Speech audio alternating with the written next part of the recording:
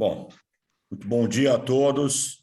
É uma imensa satisfação podermos iniciar esse 16º Congresso Internacional de Direito Ambiental do Instituto Direito por um Planeta Verde. Nós ainda estamos aqui a todo momento entrando participantes, um congresso que já conta com mais de 900 inscrições e, portanto, certamente em breve teremos aqui um público bastante expressivo.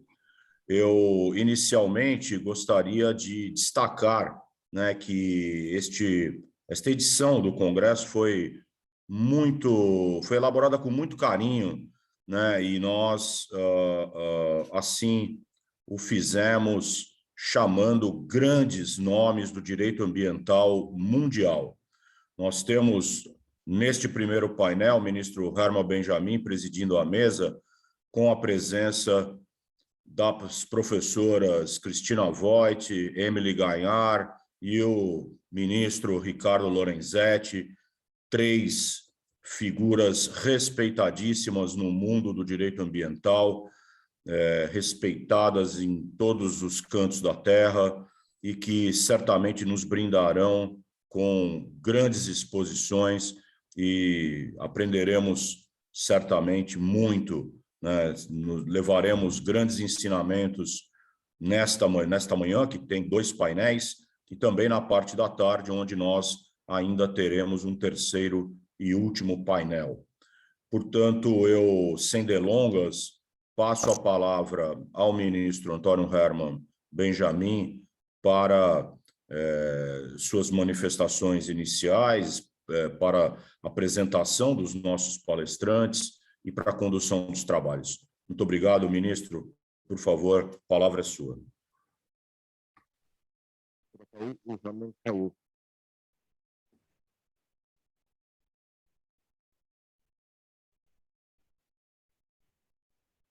Ministro, nós não o ouvimos. Ok. Doutora Cauê, o Herman caiu, viu? Bom, vamos só aguardar. A conexão do ministro Benjamin caiu, ele já deve estar entrando novamente, e com sua entrada nós já faremos, então, já daremos início ao nosso congresso. Tá? É só uma questão aí de 1 minuto. Professors Voigt and Gaillard, the connection of Antonio Benjamin fell down. He's coming back in few moments. Thank you.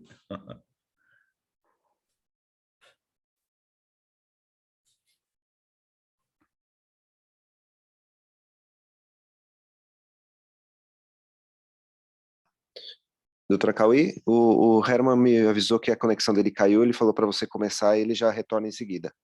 Perfeitamente. Então, eu gostaria de apresentar a nossa primeira palestrante, a professora Christina Voigt, da Universidade de Oslo, e que recentemente foi empossada como chair da Comissão Mundial de Direito Ambiental da UICN, da União Internacional para a Conservação da Natureza, né, a maior instituição de meio ambiente do mundo. O ministro já está conosco, então eu vou devolver a palavra a ele para as apresentações e início dos trabalhos. Ministro, por favor.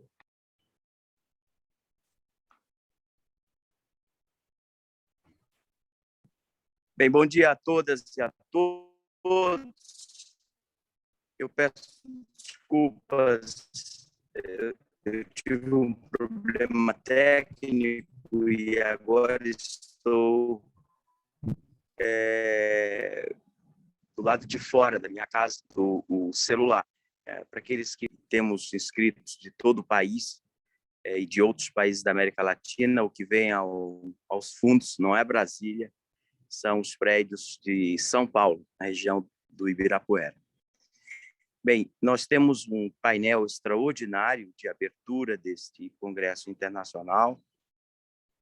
Hoje Segundo me informaram os organizadores, o professor Fernando Acauí em particular, nós temos mais de 800 inscritos de todo o país e de países da América Latina e da África, e, portanto, não é à toa que nós damos início a este congresso internacional com 3 grandes juristas, cada um tratando e se especializando em grandes questões do direito ambiental da atualidade.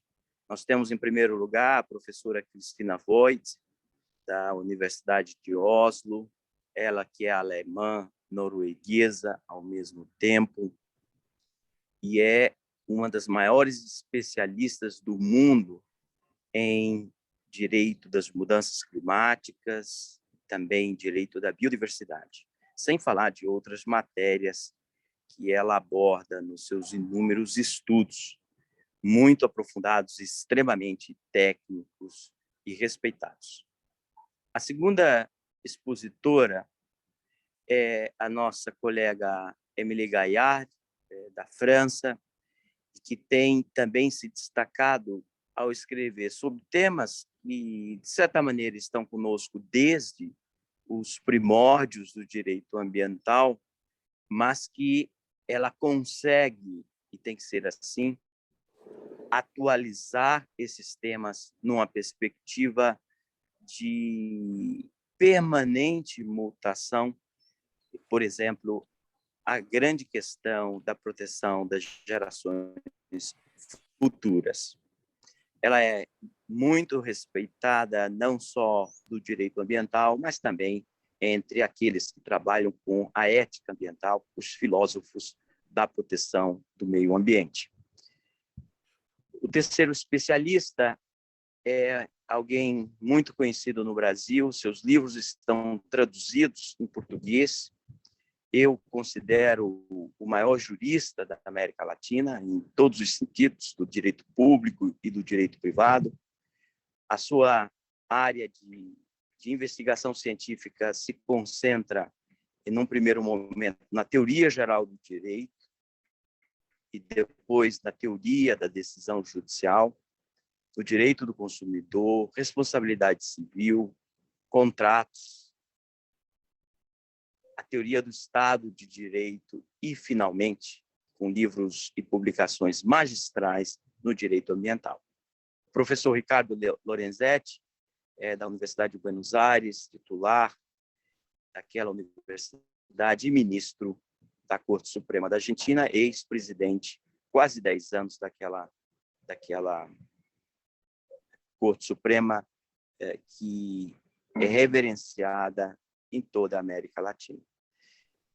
Os participantes receberam as biografias completas dos palestrantes e, para não retirar que seja 1 minuto a mais do tempo precioso das suas exposições, eu passo a palavra, em primeiro lugar, à professora Christina Voigt, que, não obstante estar com uma gripe muito forte, disse para mim que não poderia deixar de participar deste evento, tanto é o respeito que ela tem pelo Instituto O Direito por um Planeta Verde, pelos professores, estudantes e pesquisadores que se associam a esta importante instituição acadêmica. Então, com a palavra, a professora Christina Voigt. Muito obrigada, Ministro Antônio Herman Benjamin. E bom dia a todos. Many thanks, dear friends, for inviting me to the Congress, the Brazilian Environmental Law Congress. But first of all, I would like to congratulate the Institute for Law for a Green Planet, and especially its president, Fernando Acauí, for this new wonderful Congress on a very timely topic. And I also full-heartedly would like to thank you and express my deep gratitude for your unfaltering support for my candidacy and nomination and election for chair of the World Commission on Environmental Law of the International Union for the Conservation of Nature. I'm deeply grateful, and I'm very much looking forward to many years of fruitful cooperation and joint projects. Well, the title of my talk is The State of Environmental Law in the Light of the Sustainable Development Goals, a very timely topic of the Congress as such, and I would like to shed some lights on its legal as well as ethical underpinnings.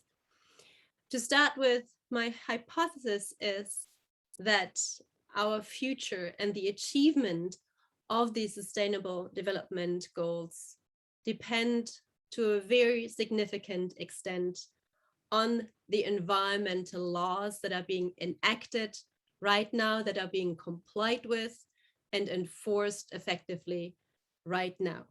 And by that, it also implies that the achievement of the Sustainable Development Goals depend also on the legal profession. As we all know, law is a governance tool.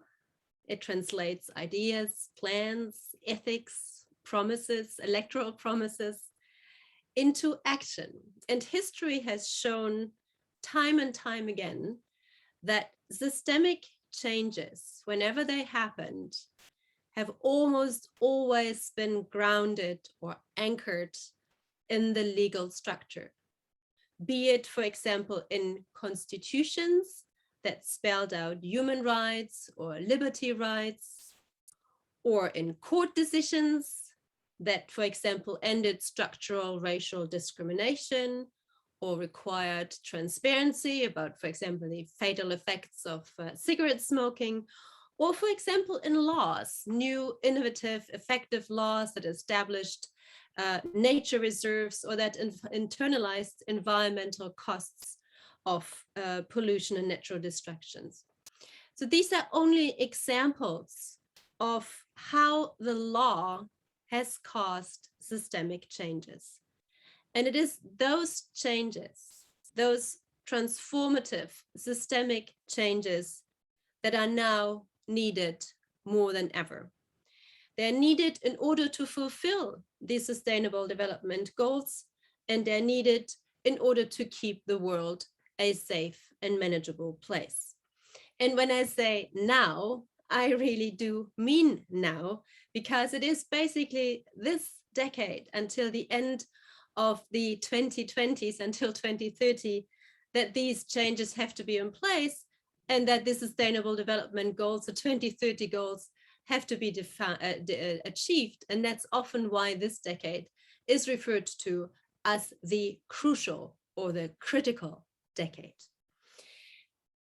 This crucial decade presents an opportunity for lawyers, but it also presents an unprecedented responsibility. And I'll say a couple of words of why it is a crucial decade, and then I'd say a couple of words of the role of law in the fulfillment of the Sustainable Development Goals. Why a critical decade? Well, many of you, especially those who've been around for a while, have heard that the time to act is now, and yet little has happened. Well, the time to act is always now. It's never good to push things into the future and wait.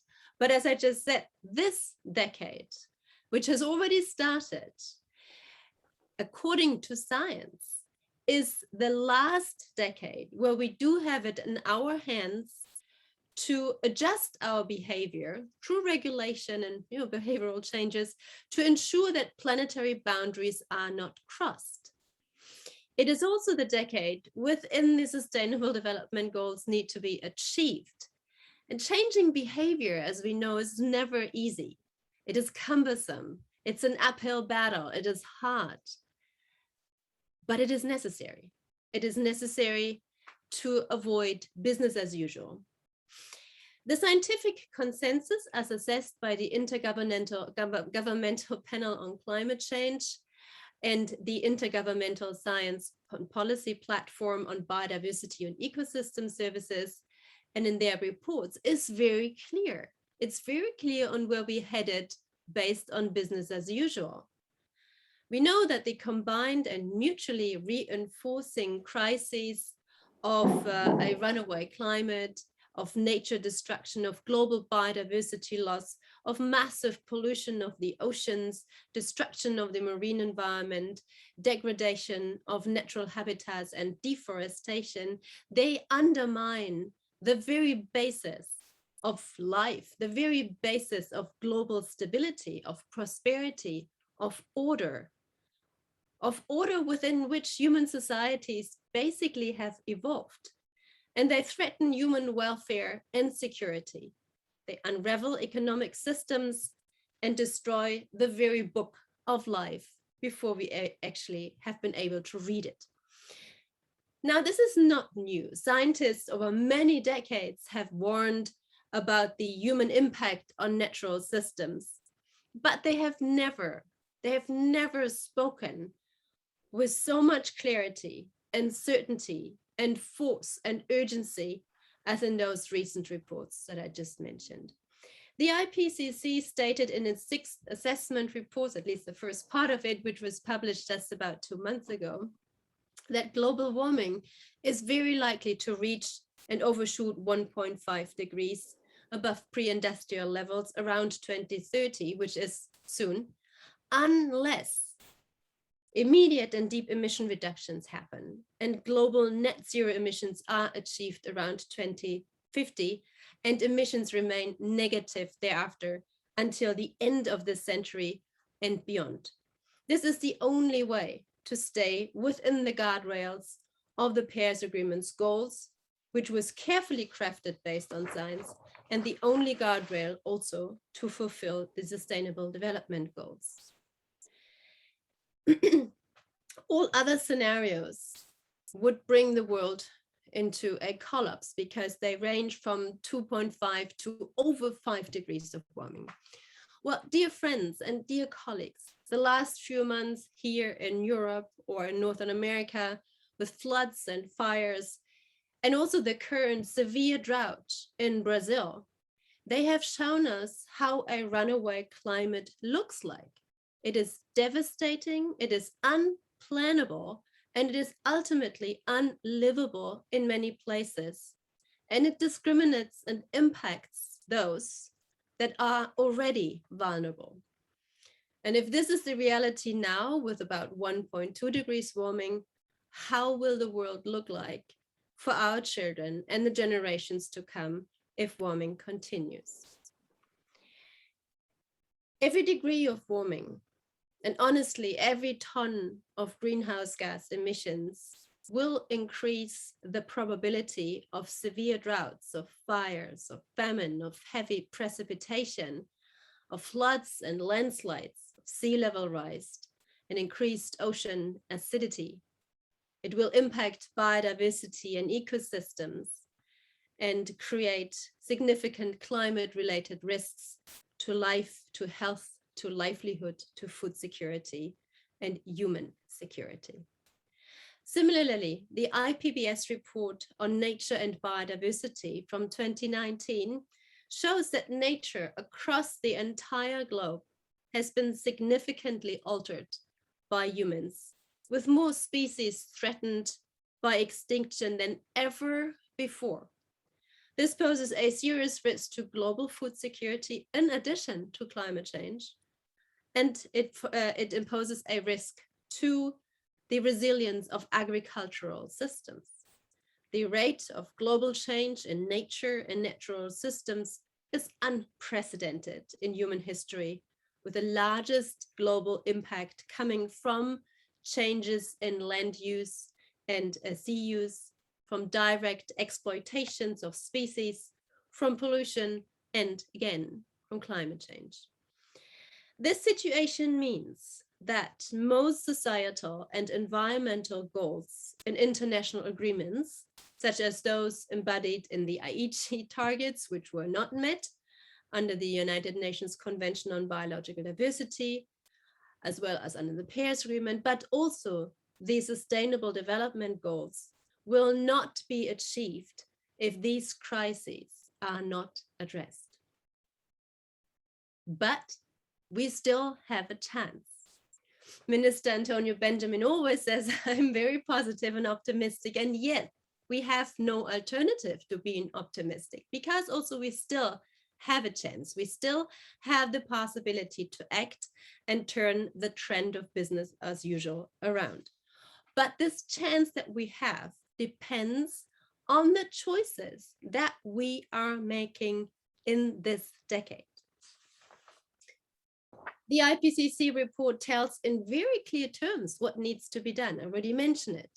Greenhouse gas emissions need to be drastically reduced to net zero, global net zero by 2050, and negative thereafter until the end of the century.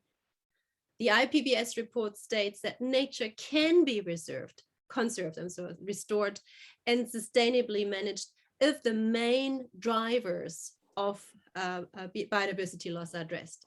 If habitat fragmentation and the conversion of forests and other natural lands into agricultural lands and other developmental projects is halted and reversed, and pollution and invasive species tackled, climate change mitigated. If all that is being done, we might still stand a chance to bend the curve on the crises that I mentioned at the outset. However, both reports state that this can only be achieved through what is called transformative change. Transformative change is the fundamental system-wide reorganization across economic, social, and technological factors, including paradigms, goals, and values. And that relates to our ethical underpinnings of what we do and how we do it.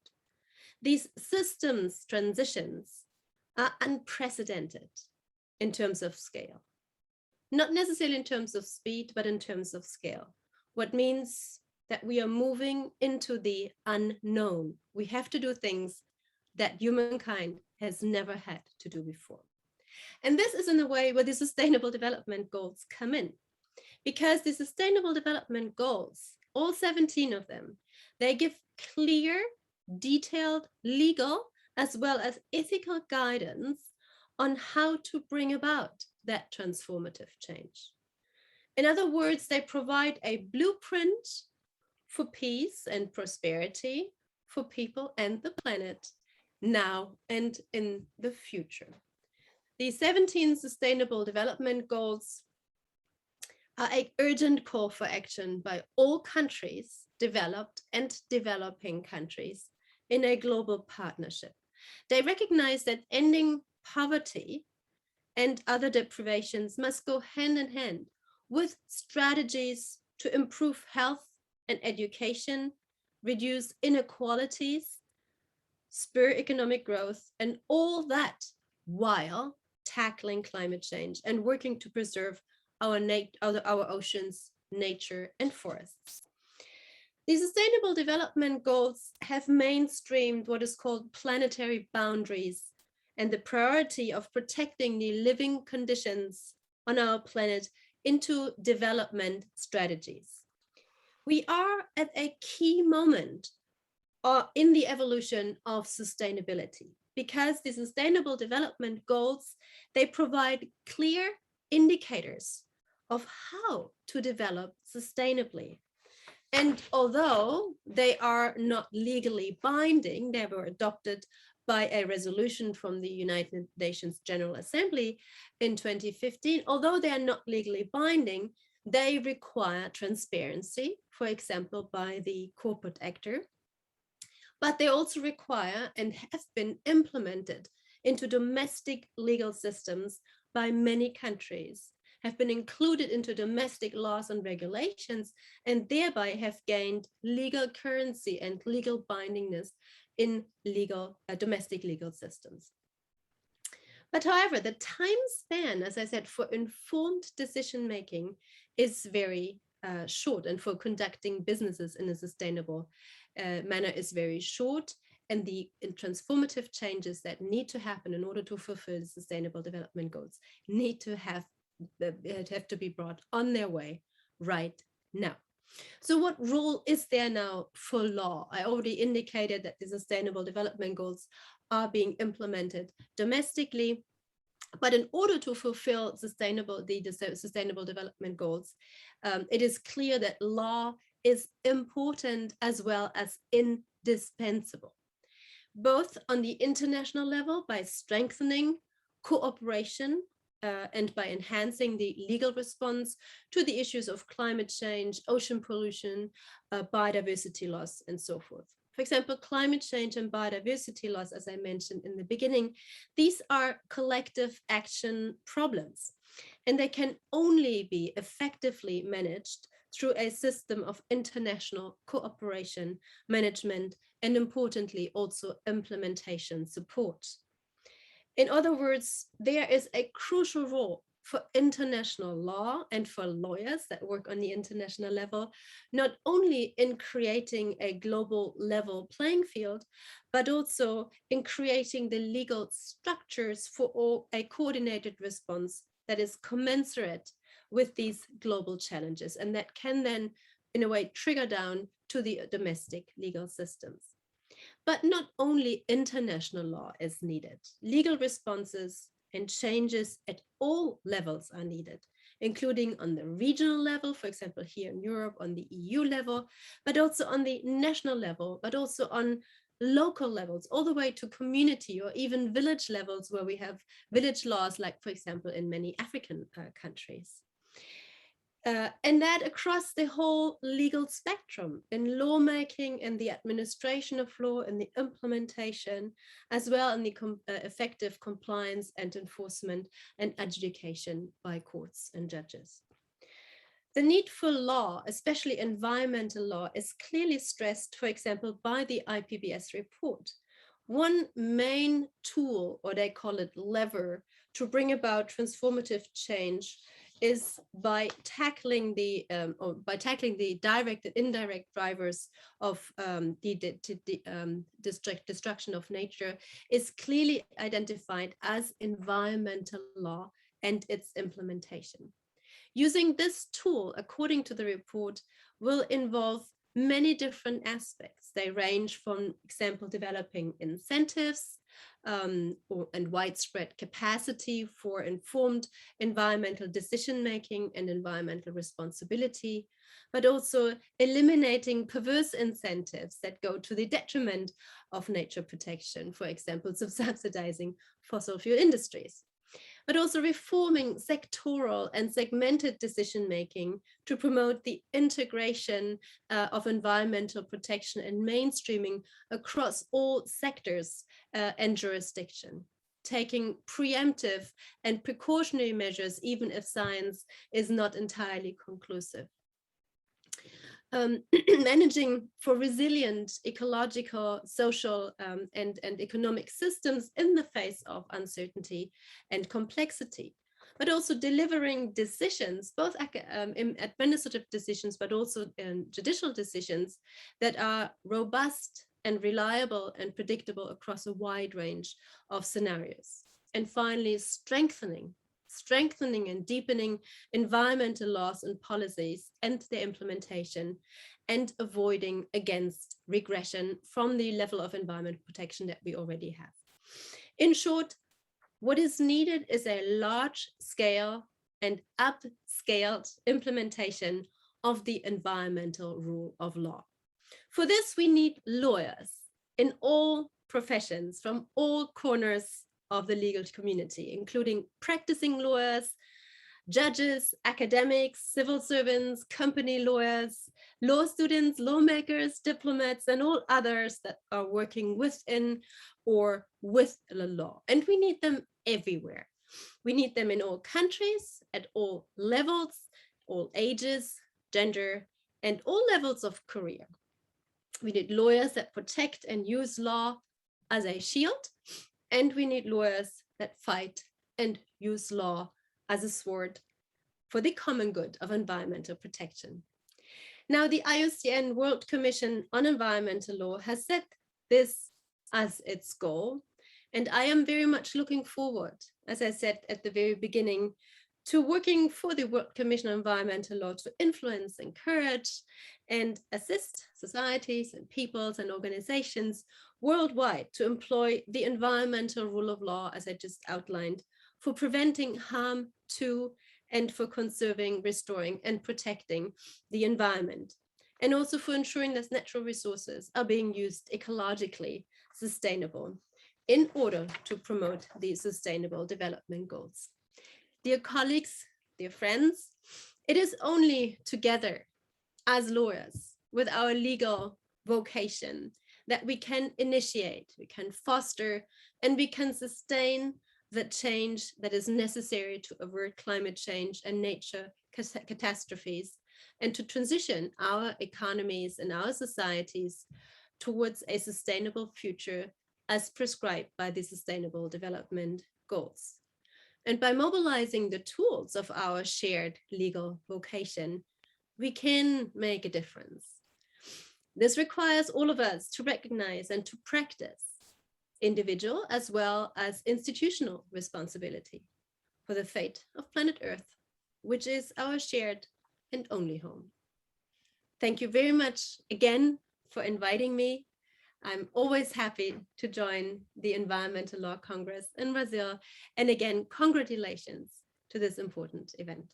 Thank you very much. Obrigado, professora Christina Voigt. Como eu havia dito, certamente esta não poderia ser uma melhor abertura para o nosso Congresso Internacional de Direito Ambiental. Eu realço o papel da professora Christina Voigt como nova presidente da Comissão Mundial de Direito Ambiental. In my role as moderator, I also have a duty to make the connection between what the speakers say and the Brazilian law. E aqui eu vou chamar a atenção para a lei brasileira das mudanças climáticas. So I'm here going to call the attention to the Brazilian law that established the national climate change policy, a law that was enacted in 2009 by President Lula da Silva. Esta lei, como todos nós sabemos, praticamente não é citada, não há precedentes nos tribunais ainda sobre ela, é extremamente inovadora. So this law, this act, although we don't have direct precedents citing it at the national level, we of the courts, this is really a revolutionary piece of legislation. And for making this connection between what Professor Christina Voigt alluded in her presentation and what we have in the law that is so unknown to most Brazilians, and it's our task to make sure that everyone knows about it. We have provisions that we don't find anywhere in the world in national laws. Então, nesta lei, nós temos alguns dispositivos que nós não encontramos em nenhum outro país, na sua legislação nacional de proteção da população e do território contra as mudanças climáticas. So let me call your attention to only 2 or 3 of those provisions. And one of them is, in fact, directly linked to the presentation of Professor Émilie Gaillard. Article 3 established something absolutely new in our legal system that, and I quote, everyone has a duty to act for the benefit of present and future generations for the reduction of the impacts coming from human interference with the climate system, unquote. This is really extraordinary. And as far as I know, we have not dedicated our attention to this provision. Este é um dispositivo extraordinário e eu não me recordo de estudos aprofundados a esse respeito, teses de doutorado. We have dozens of PhD students and LLM students in in the audience. So I'm challenging them to work with just this particular provision. Um outro dispositivo muito interessante é quando no artigo 4º, inciso 6º, nos Objetivos da Política Nacional das Mudanças Climáticas, está dito, so in Article 4, now dealing with the objectives of the national climate change policy, it says that it will, and then several objectives, and one of them is the, and I quote, the preservation, conservation, and recuperation of environmental resources, with particular attention to the large natural biomes considered national patrimony, and I unquote. So here is the marriage between climate change and the gigantic biomes of Brazil. And when it mentions national patrimony, it comes straight from the Constitution, Article 225, recognizing the Amazon, but also the Pantanal and the Atlantic forest as national patrimony. And my final point is in Article 5, when it says that the directives of this national policy will respect, and then I quote, the agreements, and please pay attention, doesn't use the term obligations, but the agreements that Brazil accepted at international level, and it mentioned a number of those agreements. So even though they might not be considered binding, but if they are agreed by Brazil through this provision, they become binding to our country. Em outras palavras, esses compromissos, então, não são apenas, a lei não usou a expressão obrigações. Então, se o Brasil assume compromissos em documentos internacionais que não sejam considerados vinculantes, esses compromissos viram obrigações na perspectiva do direito interno. So, there is a lot to discuss on this, but we need to move on. Professor Christina Voigt, again, many thanks for your presentation, your participation. It's so important for us in Brazil, a country that you have many, many admirers and disciples. Agora nós vamos passar para a apresentação, eu espero que em português, porque ele fala português perfeito, do professor Ricardo Lorenzetti, como eu já disse, para mim, o mais importante jurista da América Latina. E não só no direito privado ou direito público, mas nos dois. E o fechamento, the closing, the grand finale with future generations and looking forward to further exploring this aspect of environmental law, the foundational aspect of environmental law, which is the future generations, our descendants. Professor Lorenzetti.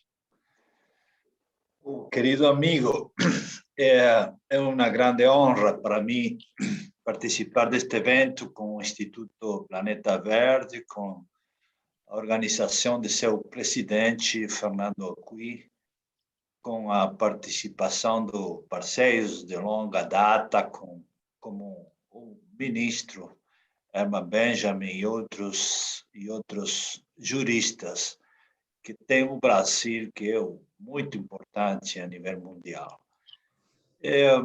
Nesta oportunidade, eu he participado muitas vezes deste congresso, mas nesta oportunidade eu sinto muita tristeza e dor imenso por meu querido amigo e amigo de todos nós, o Eladio Dessey.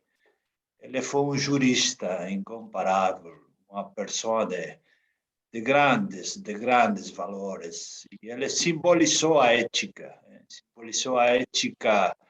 pessoal e também a ética ambiental. Então, eu desejo fazer esta apresentação como uma homenagem a ele, a quem sempre terei meu coração. Querido amigo Antônio, eu recebi uma ordem de falar em inglês.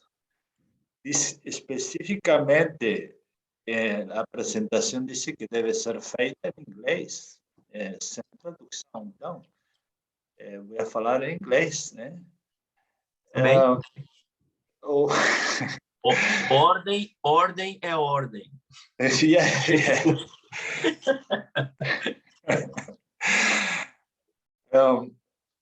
The panel is about ethics, and I think it's very, very interesting approach to environmental law. And I think that the study of environmental law requires a description of the cultural context in which environmental law is developed. It's not environmental law nowadays is not special. It's not merely a speciality or a question of individual rights. Is not a new area, not only a new area of law, but it's rather a paradigm shift. It's a big change in our culture. We live immersed in a strange cultural paradox nowadays. Until very recently, we trust in grand narratives of progressive developments, which use resounding words, promising an utopia that future generation would enjoy. But for example, from the idea of capitalism or Marxism, the future will be great. But nowadays, on the other hand, the social prognoses are quite different, having nothing positive to say about what lies ahead, while our legacy to the generations to come appears to tie in well with the etymological sense of utopia, and nowhere. We are promising not a new world. We are promising nowhere, nothing, a crisis for the future generation. We live in an era in which nature is revealing its limits, and where we are near the margin of the models that have formed the basis of our development. We can identify three phases in this area. The first was rhetorical. In the 1970s, the environmental movement coined the first new words, symbols, and utopias, which were little known until then. Environmentalism has had a significant impact in the area of rhetorical discourse. Terms like ecology, sustainable development, green, and many others are now part of everyday language, were almost unknown 30 years ago. The second phase was analytical, in the sense that issues were identified, studied, and models were created to deal with them. In the legal domain, there was a movement to categorize new regulatory events, all manner of state laws, green constitutions, and a wide ranging of international treaties. The third phase nowadays, in my opinion, is paradigmatic in terms of what is changing is the way we look at problems, as well as the solution provided by our culture. It's not merely a new discipline as assumed in other phases. since we are dealing with an issue that has an impact on the propositional aspect of hypothesis, in which is fundamentally we are assisting to an epistemological shift. From this point of view, we can say that a new issue is arising because it impacts on the existing order, putting forward a different one that is subject to its own requirements and is therefore profoundly hierarchical. We are dealing with issues that are summoning all the science to a new party and forcing them to dress in new ways.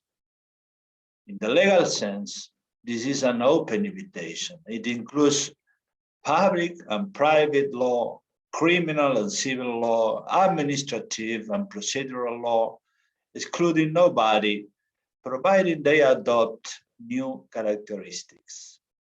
Thus, it seems appropriate to state the existence of an environmental paradigm that acts as an organizing principle of rhetorical, analytical, and protective, which relates to systemic interaction and holistic approaches. This is the new approach. Why the paradigm is shifting? The paradigm shifts, of course, because there is a change in two basic presumptions upon which a large part of Western culture has been built. The first one is that nature is no longer mighty, but fragile in the face of human power. The second is nature is no longer limitless, but is scarce. Nature is fragile and needs of protection. Throughout human history, there was a fear of nature, identified with gods under animism, and subsequently with a force that could not be controlled by men. Nowadays, in the 20th century mainly, there was a marked change since it became apparent that it could indeed be dominated and damaged by humankind. Nature emerged as a vulnerable subject in need of protection. The scientific community, there are claims that we have reached the limits of development, placing the functioning of the ecosystem at risk. That is clear in the environmental law of Brazil. This reality creates a legal system based on protecting nature, whether through constitutional rule, legal regulation, principles of interpretation, or limitations on the exercise of ownerships and consumer rights. But what about ethics? All the legal system poses under us a challenge, because there is a declaratory consensus, but a practical dissent. The declarations in international agreements and so-called institutional and political correctness nowadays offers a communist opinion. Nature must be protected. But when it comes into practical action, on the other hand, the picture is vastly different. In many cases, a development objective is presented in a way that hide the environmental effects. For example, nowadays, I heard that there is a great opportunity to explore the Arctic. We can travel around the North Pole, enjoy incredible experiences. But in fact, there is a serious danger. caused by the melting of both ice, Arctic and Antarctic. This brief description demonstrates that one important aspect consists in dismantling these concealment strategies and presenting the option in a more transparent fashion, so that decision can be made based on a clear assessment of the risks and benefits. A similar duality can be seen in the law. This methodology has influenced legislation in which rhetorical statements, the adoption of values, and legislations by objectives bound. It has been extremely positive in terms of identifying issues and raising awareness. These types of law fail when it comes to achieving concrete solutions. In some cases, they fail due to excess, establishing environmental safeguards that erode other goods at great cost. In other cases, this failure is due to deficiency, in that they do not tackle the real issues.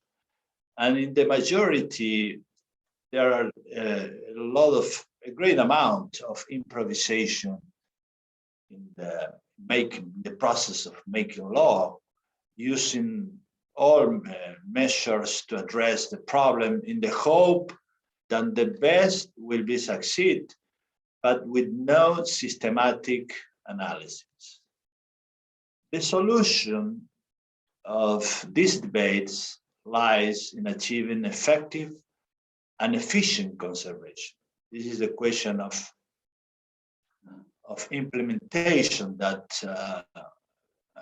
Professor Benjamin insists very times in these presentations.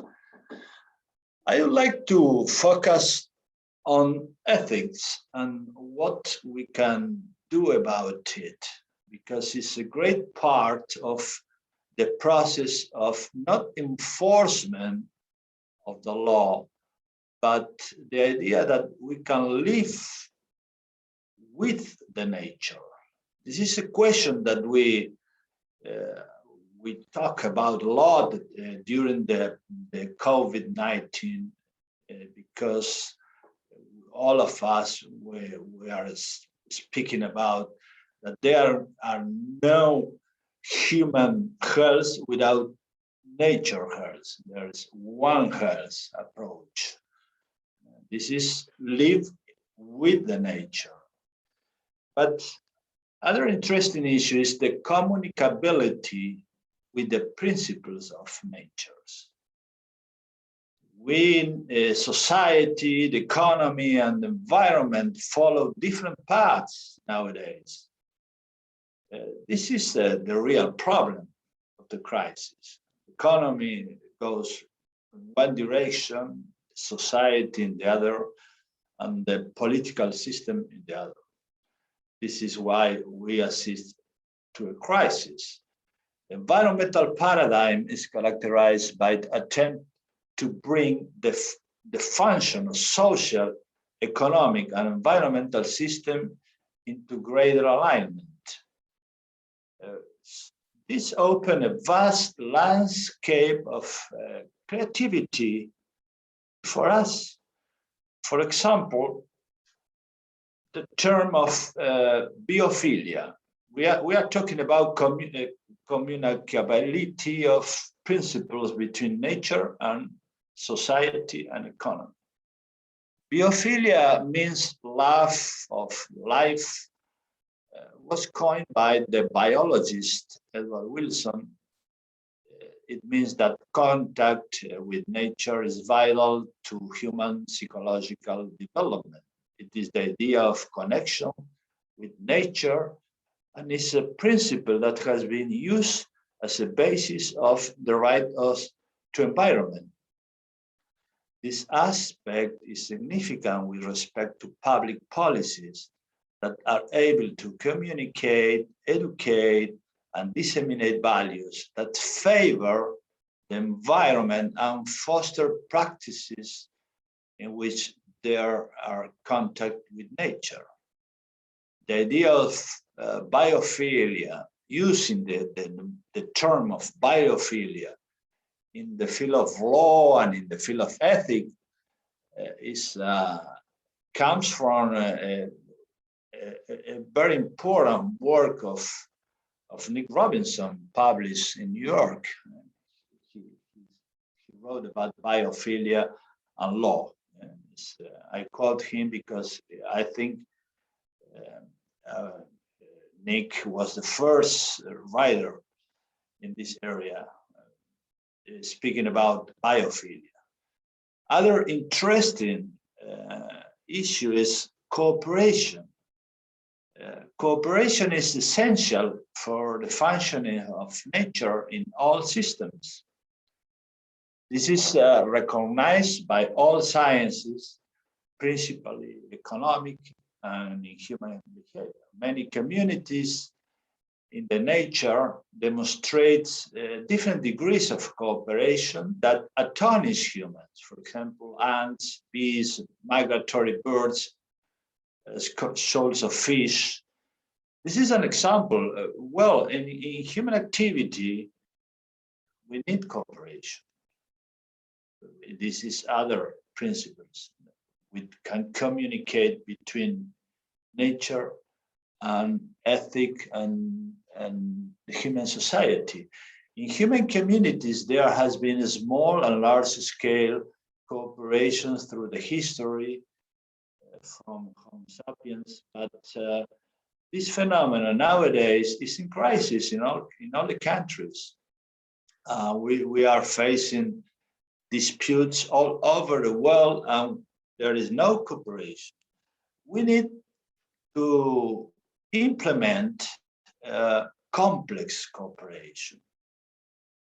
Complex cooperation is the mechanism to allow cooperative behaviors to be encouraged. Cooperation is necessary to accomplish what we cannot do alone and independently. It is easy to solicit for help from people that agree with us, thinking like the way we think or want what we want to do. By contrast, it's very difficult when the other is completely different and does not share the same language or customs or beliefs. It is necessary to build a more neutral system to bring people closer together. This is why the protection of nature is very, very important, because it's beyond all our disputes, our small disputes. We have a big challenge that can increase our cooperation. It's a very important question in the field of ethics. So there are a lot of principles that we can use coming from nature to the human system, societies, including institutions. We need to use some principle of nature in the institutional design. For example, nature is a complex system, and we have very simple institutions. We need to improve our institution to be more complex in order to respond new challenges. This means that our institutions need more flexibility, more diversity, like is nature. And values, finally values. In the 21st century, there is a pressing need to return to the value of the French Revolution, termed fraternity or solidarity. Nowadays we use solidarity. the substantial difference lies in the change of setting. We do not only speak of conflicts between individuals, but we are speaking about conflicts between individuals and the collective goods. Nowadays, we don't have only rights, we have also duties, like Professor Antonio Benjamin speaks, related to the Brazilian law. I would like to finish my presentation with, I love Ibsen, is perhaps Christina Voigt is our guide in this area. In 1882, 19th century, the Norwegian playwright Ibsen wrote An Enemy of the People. This is a very important work because a long time ago, he presented the challenges that in the field of ethics that we are presenting nowadays. There was the work is about medical officers of a spa who discovers that the water is contaminated with seawash. The first act, he was honored for his contribution to the community. He was a hero. Subsequently, on learning that they had to close the spa, the town, it was the only source of income of the town. All the people react, the owners, workers, press, and the mayor, and everything reaches a critical point in the final act when an assembly declares him an enemy of the people. And Dr. Stockman makes two discoveries. The first is that the spa was built on full and toxic foundations. But the second was that the society was built on full and toxic foundation. He said, this is my discovering. I discovered that the ethics fail. We all speak about protecting nature, but when we face a challenge that Ibsen poses, everyone have an ethic problem. I think, and I suspect, that the reaction is against the protection of nature. Because we have a long tradition, the foundation of Western society are related to the Faustian idea of Goethe, who portrays Faust sending Mephistopheles to kill an old and much loved couple who live in a small seaside cabin for the simple reason that they do not fit into the master plan. Destroy to create, perpetual renovation, Schumpeter. This is dialectic between the past and the modern. This is the symbol of progress. This is the big change in ethics that we have to do. And I think that our great and loved friend, Eladio Lesay, was really simple. I would like to finish thinking that we must follow Eladio example. Thank you very much. Muito obrigado, muchas gracias, and many thanks to Professor and Justice Ricardo Lorenzetti, and especially for connecting his presentation today that was so deep in meaning and lessons with the memory of our dear colleague and Professor Eladio Lessay. We have been paying tribute to him for the past 2 weeks, and we will continue doing so in the opening of the Brazilian Congress, the 26th Brazilian Congress on Environmental Law. We are going to present a short movie about him, done by our colleagues from Law for Green Planet Institute.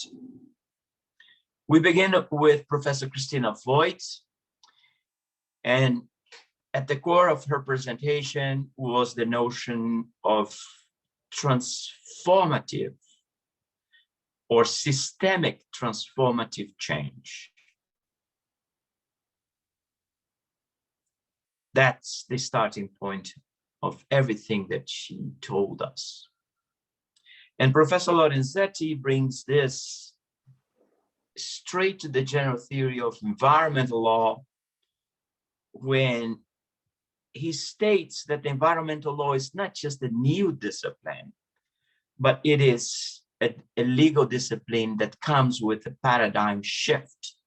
The notion of Professor Christina Voigt's presentation of systematic transformative or systemic transformative change. Moreover, Professor Lorenzetti, when making this connection, he speaks about systemic interaction. You see the connection with Professor Voigt's presentation. And he also talks about systematic analysis. The task of an environmental law scholar and professional is not just to look at the legal text, but to make the systematic analysis in connection with other pieces of law, especially the Constitution, but as Professor Lorenzetti stated, also with ethics. And he adds that ethics, not just in the design of the legal system, principles, rights, obligations, instruments, but also ethics in the implementation. And we could spend a whole day discussing the ethics of implementation. And finally, and this is just a very superficial and incomplete summary of his presentation, he makes the connection between law, environmental law, and the principles of nature. In the old terminology, the laws of nature. And the question is, does nature have any laws? And since the Enlightenment, this has been discussed not just by philosophers, but also by scientists, and more recently in the context of environmental science. And he ends with the concept of hostis publicus, the enemy of the people. And I think here we can update this hostis publicus into something like the enemy of the biosphere. So the enemy of the people are not the traditional suspects, those that challenge the system. In this case, the enemies of the people, hostis publicus, are the ones that challenge the foundations of life in our planet. And the heroes are, in fact, those that in the past would be considered the enemies of the people, the environmental defenders, those that are giving their lives, their tranquility, their families, their peace of mind, their jobs, for the protection of all of us. So many thanks again to Professor Christina Voigt that open up the stage for Professor Lorenzetti to continue the journey, the theoretical but also ethical journey that we are having in this first panel. And now, with a sort of grand finale for this opening panel, I have the pleasure of inviting Professor Émilie Gaillard to speak to all of us. Thank you very much, Antonio. I hope that you hear me well. I will share my screen once I will be, okay, it's possible. So first of all, dear colleagues, dear friends, it is a great honor to have the opportunity to connect today and to participate to this Congress held in Sao Paulo. I have not yet ever been in Brazil. I was supposed to meet many of you last year, and I'm very pleased to be here today. I would like to warmly thank the organizers, Justice Antonio Benjamin and Fernando Martins from the Law for a Green Planeta Institute. The Normandy Chair for Peace is an academic sister located in France, which under the leaderships of Tony Oposa and Professor Robinson is trying to move lines in order to promote laws and rights for future generations. And I think that together we are part of the same family and we are sharing the same renewed legal humanism, which is particularly necessary for this 21st century. So my presentation will particularly emphasize a transgenerational analysis of ethics and laws as ethical and legal foundation of the SDGs. So I may share my screen. Here you are. And I would like to emphasize on the work I'm doing as a research, because ethical foundations help to renew the very legal basis for a renewed legal matrix, which protects generations through a new paradigm, which is at the same time transspatial, transgenerational, and transspecial. Precisely, the SDGs are paving the way to a global revolution to gather states and people around a renewed civilizational contract for the sake of future generations. So I would like to recall the work of Thomas Kuhn, who taught course on history of sciences at Harvard. And he used to say that scientific revolutions are silent. And I think that we are entered into this era. We need new words, new ethics, new norms and laws in order to protect the future.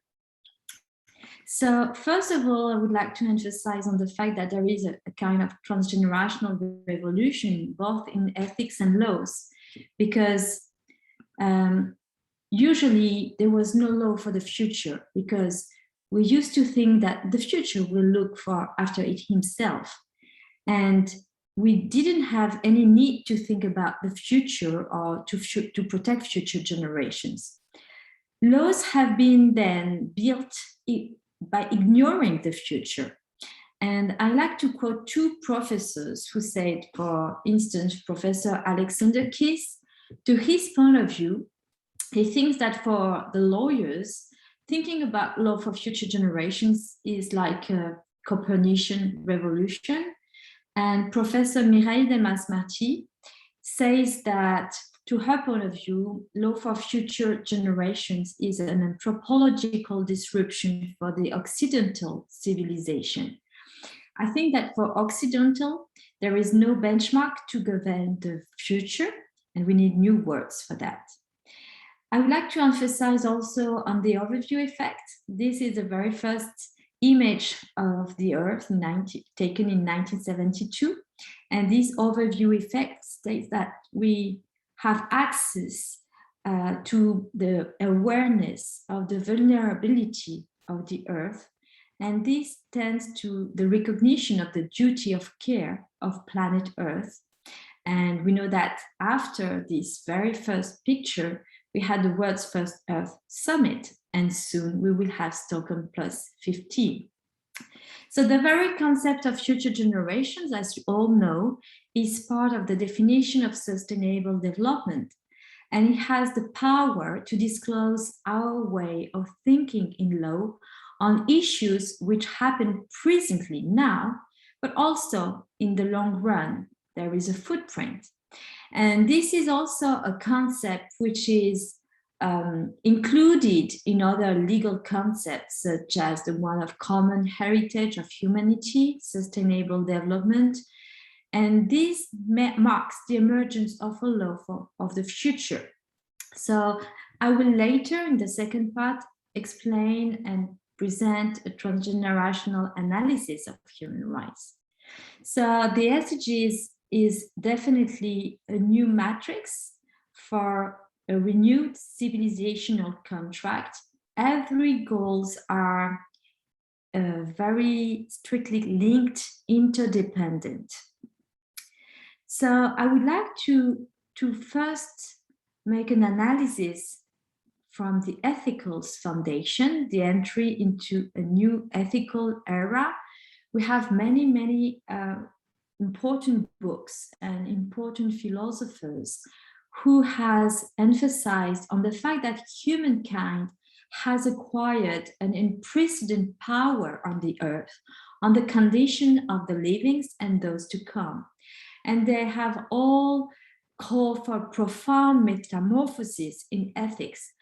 And all this work, all these thoughts in philosophy helps to pave the way for lawyers. I will give some just few examples. Hans Jonas, in the imperative of responsibility, he strengthened on the importance to search of an ethics for the technological age. Because now, as he said, we have acquired the power on the future to put into danger the integrity of the biosphere as a whole, but also on animals, nature, and future generations. And to his point of view, humanity has no right to suicide, and you have to behave in order to guarantee an authentic human condition. Another philosopher who inspired me a lot is Günther Anders. To his point of view, the entry into the nuclear era introduced a disruption in the very concept of history, because for the very first time, humankind had acquired the potentiality, the possibility to destroy all human livings. And for the very first time, nuclear technology prevails on human morality rules. And this changes the very foundation of our moral existence. This is also very close to Hannah Arendt's thought, who alerted also on the very necessity to keep our knowledge close to what we can do. So what we have to avoid is this Promethean gap between actions and abilities of imagination. And third, a third philosopher who is very inspiring for renewing the ethical foundations also for transgenerational perspective is Jean-Pierre Dupuy, who enriched the concept of disaster. To his point of view, it has to be a concept which helps to avoid a gap in history. I like this quotation, which highlights the need to keep resilience possibilities. I shall read. He states, catastrophes are characterized by this temporality that is in some sense inverted. As an event bursting forth out of nothing, the catastrophe becomes possible only by possibilizing itself, and that is precisely the source of our problem. For if one is to prevent a catastrophe, one needs to believe it in its possibility before it occurs. If, on the other hand, one succeeds in preventing it, its non-realization maintains it in the realms of the impossible, and as a result, the prevention efforts will appear useless in retrospect. What does it mean?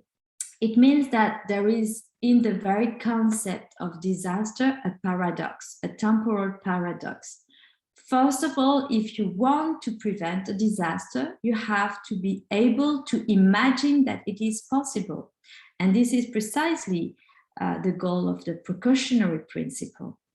And he also says that, in the other hand, if you do correctly the work by preventing disaster, which is also synonymous of transgenerational threats, then the fact that you have done correctly the work of prevention, of anticipation, will make people think that it was useless. So we have to be very careful and aware of all these ethical foundations to enrich the SDGs, because we have entered into this Anthropocene era where humankind has acquired an unprecedented power on the earth, on the conditions of the livings and of those to come. So now I would like to go further on the second part, into the entry into a new legal area of laws and rights, and just put a quick glance to the pioneers. We had, you know, at every revolution, we have pioneers who paved the way, who opened the way to transgenerational analysis in law. So here you have Professor Edith Brandweiss, who opened the way of thinking into in terms of justice for future generations by stating and imagining intergenerational legal principle. We have also attorney Tonio Posa, who is the leader of the Normandy Chair for Peace, who in the 1993 paved the way and opened the way to what is now a huge wave of actions in the name of future generations. So I would like now to analyze the legal framework through another concept of the concept of tragedy of human rights. And this expression insists on the urgent necessity of giving respect for the future a foundation in law. Avoiding the tragedy of human rights, I found the term used by Amnesty International to denounce the situation in the Niger Delta. And I think it can be also used for many, many cases of nuclear disaster and transgenerational pollutions. So what does this expression mean? It means that the very concept of human rights can be downgraded into obsolescence if we do not green the human rights. So it means that whenever a return to the status quo is impossible, whenever conditions for life are adversely affected, the very concept of human rights makes no more sense. And this is particularly true for nuclear technology, from uranium mining to the exploitation of nuclear power plants to the end also, and by the questions of nuclear waste. This is also true for pesticides, which play the role of endocrine disruptors, and which is a real danger for the SDGs. This is also true for climate change issues.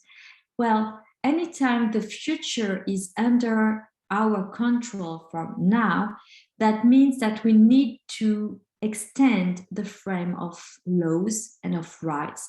And we have now entered into an era where we have a duty to take into account the rights of those to come. We have a duty of diligence towards the future, not only the future generations of humans, but also the future of non-human livings also. So what can be the legal foundations for rights and duties for and towards future generations? We already said, and our colleagues insisted on the need to make a paradigm shift in order to realize that if we want to integrate the protection of the future generations into the law, we have maybe to enrich also our theories.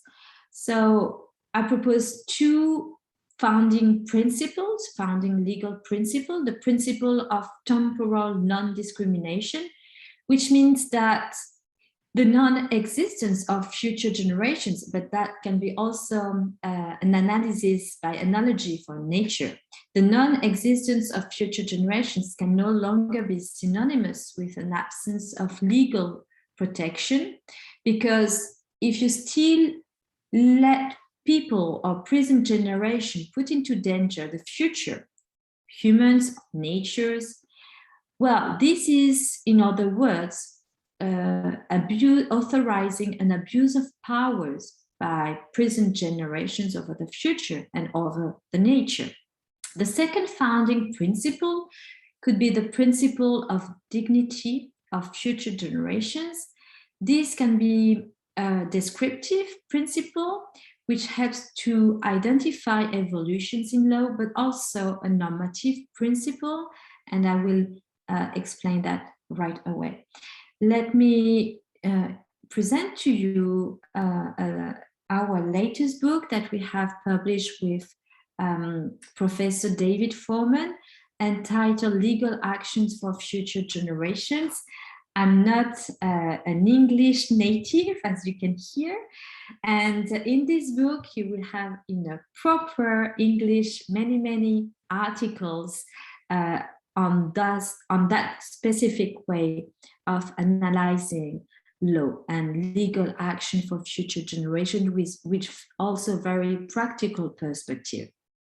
So I would like to conclude on three ideas. First one is the idea of the possibility to recognize transgenerational human rights. So this is particularly a course that I gave to my students, and I invite them to renew the way of analyzing and also implementing human rights. There are many possibilities to explore that. So let me be very synthetic. Concerning, for example, the first generation of human rights, the freedom to come and go, you can propose a transgenerational lecture by saying that we have a duty also to protect a transgenerational freedom to come and go. For instance, around Fukushima, around Chernobyl, around all the areas which are polluted and contaminated by nuclear, then you have no more freedom to come and go for future generations. Another example now taken from the second generation of human rights, the right to health. In France, the right to health means the right to have access to social security. But for and through transgenerational lenses, it will mean the right to a sustainable health, or the right to an environmental health, or the right not to be born with 200 residues of pesticides. The right to health would mean for future generations the right to be protected from endocrine disruptors that we are now today putting into the environment. The third generations of human rights have definitely introduced a processes of metamorphosis of fundamental rights, because it has emerged the concept of fundamental duties, that has been just recognized by the Federal Constitutional Court in Germany. So this is a first process of metamorphosis, that is to enrich fundamental rights by fundamental duties. And this is particularly necessary because we have an asymmetrical relationship with future generations and also with nature.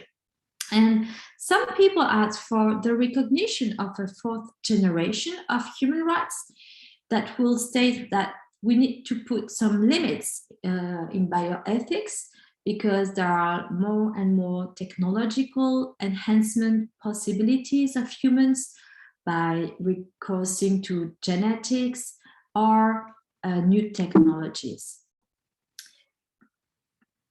Aside this analysis, which is theoretical, we can see that now, since the 90s, there is a wave of transformation in the way of thinking human rights. The very first declaration, Universal Declaration of Rights of Future Generations, have been here launched in the University of the Laguna and was also held by French Commandant Cousteau and the head of the UNESCO, Sir Federico Mayor Saragossa, aside Karel Vazag. And this has led to a UNESCO Universal Declaration of Responsibilities towards future generations.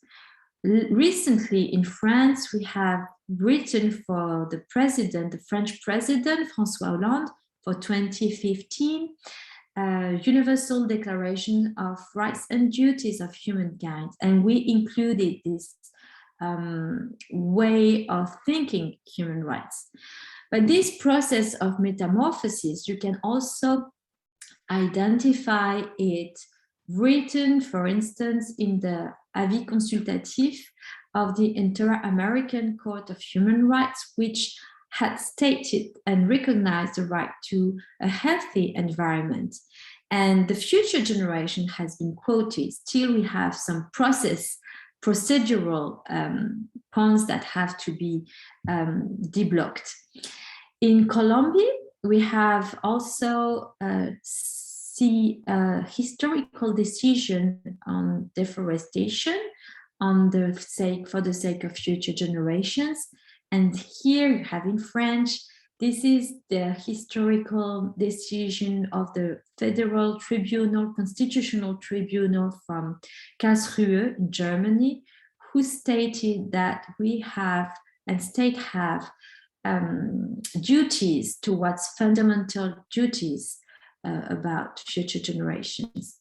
So this is the first point I wanted to emphasize, which is transgenerational lecture of human rights that has, to my point of view, vocation to be developed at every scale, from the universal, international, and regional and local stage.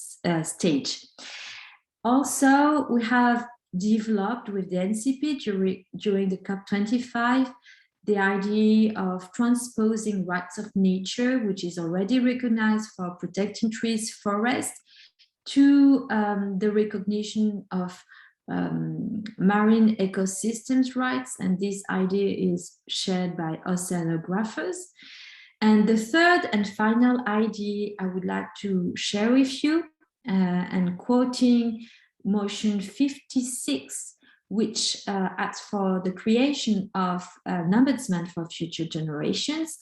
That motion has been already voted and adopted. And this motion, which has been approved, is also an idea which is not very new, because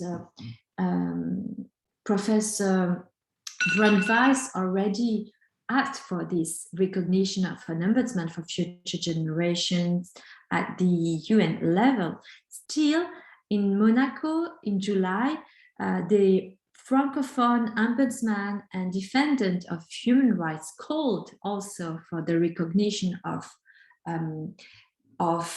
this specific ombudsman for future generations, or also they ask for more powers to protect future generations. And this is something new, to see that practitioners, people who are in charge in reality of the defense of human rights, are asking also to have tools to protect future generations. And the third idea and last idea I wanted to conclude with is the call for legal indicators for the SDGs, in that spirit of monitoring the progress of transgenerational laws and rights. In the SDGs, there is an SDG specifically dedicated to peace, justice, and strong institution, SDG 16, and Law for Future Generations is a new way to put into relation all the SDGs in this transgenerational era. So this idea of legal indicators is held by Professor Michel Prieur, who has an international team within the NCP. And the idea is to monitor and to be able to monitor and compare the protection of future generations with legal indicators. And I invite all of you to visit the NCP Normandy Chair for Peace website. And I would like to thank you very much for your attention. Thank you very much. Muito obrigado, professora Émilie Gaillard. Com sua palestra, nós vamos concluir uma jornada extraordinária nas profundezas teóricas do direito ambiental. So many thanks to Professor Émilie Gaillard.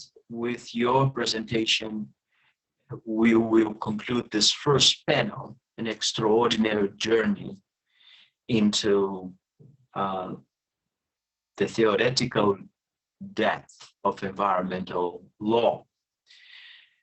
Professor Gaillard began with the concept of duty of care. And as you know, this is a fundamental notion that comes with law since its very beginning. And then she expands this into the broader picture of the protection of the biosphere. And he mentions human power. And I suppose we could say that she mentions human power because at the end of the day, the role of law is to control human power.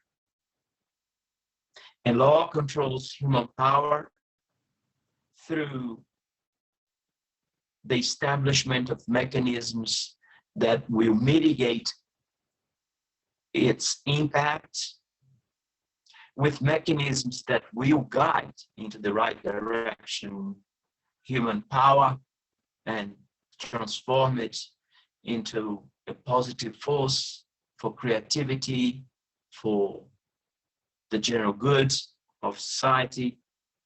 And finally, law plays a role in making sure that human power is shared. The notion of solidarity that Professor Lorenzetti mentioned in his presentation, and I emphasized in my writings that environmental law is not about fraternity, environmental law is about solidarity. Then Professor Gaillard moves into what we can call here the ethical underpinnings of environmental law, but focusing more on intergenerational equity.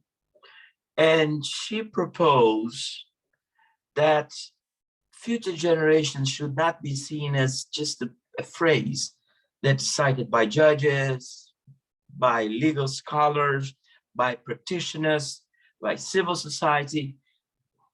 She proposed that future generations be incorporated into the human rights vocabulary and institutions.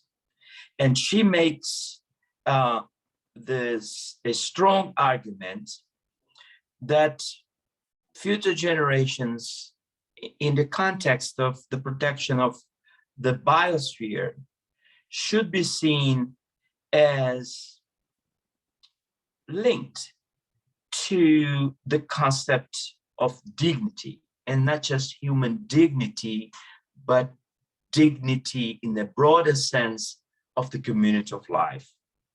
And then she proposed that the initial duty of care that she alluded at when she opened her presentation be moved into the umbrella of what she calls transgenerational human rights. It's absolutely fantastic. That's the word I should use. The combination of those three presentations, they are all aligned, and they are looking not at the surface of environmental law, but not just looking at the present, but looking forward, but also looking at the depth, the most profound theoretical aspects of our legal discipline. I would like now to ask Professor Fernando Acauí how we should proceed. We have a few minutes for questions. As perguntas poderiam ser feitas em português e eu faço a tradução, mas como eu estou usando o meu celular para esta videoconferência, eu não tenho condições de ler as perguntas.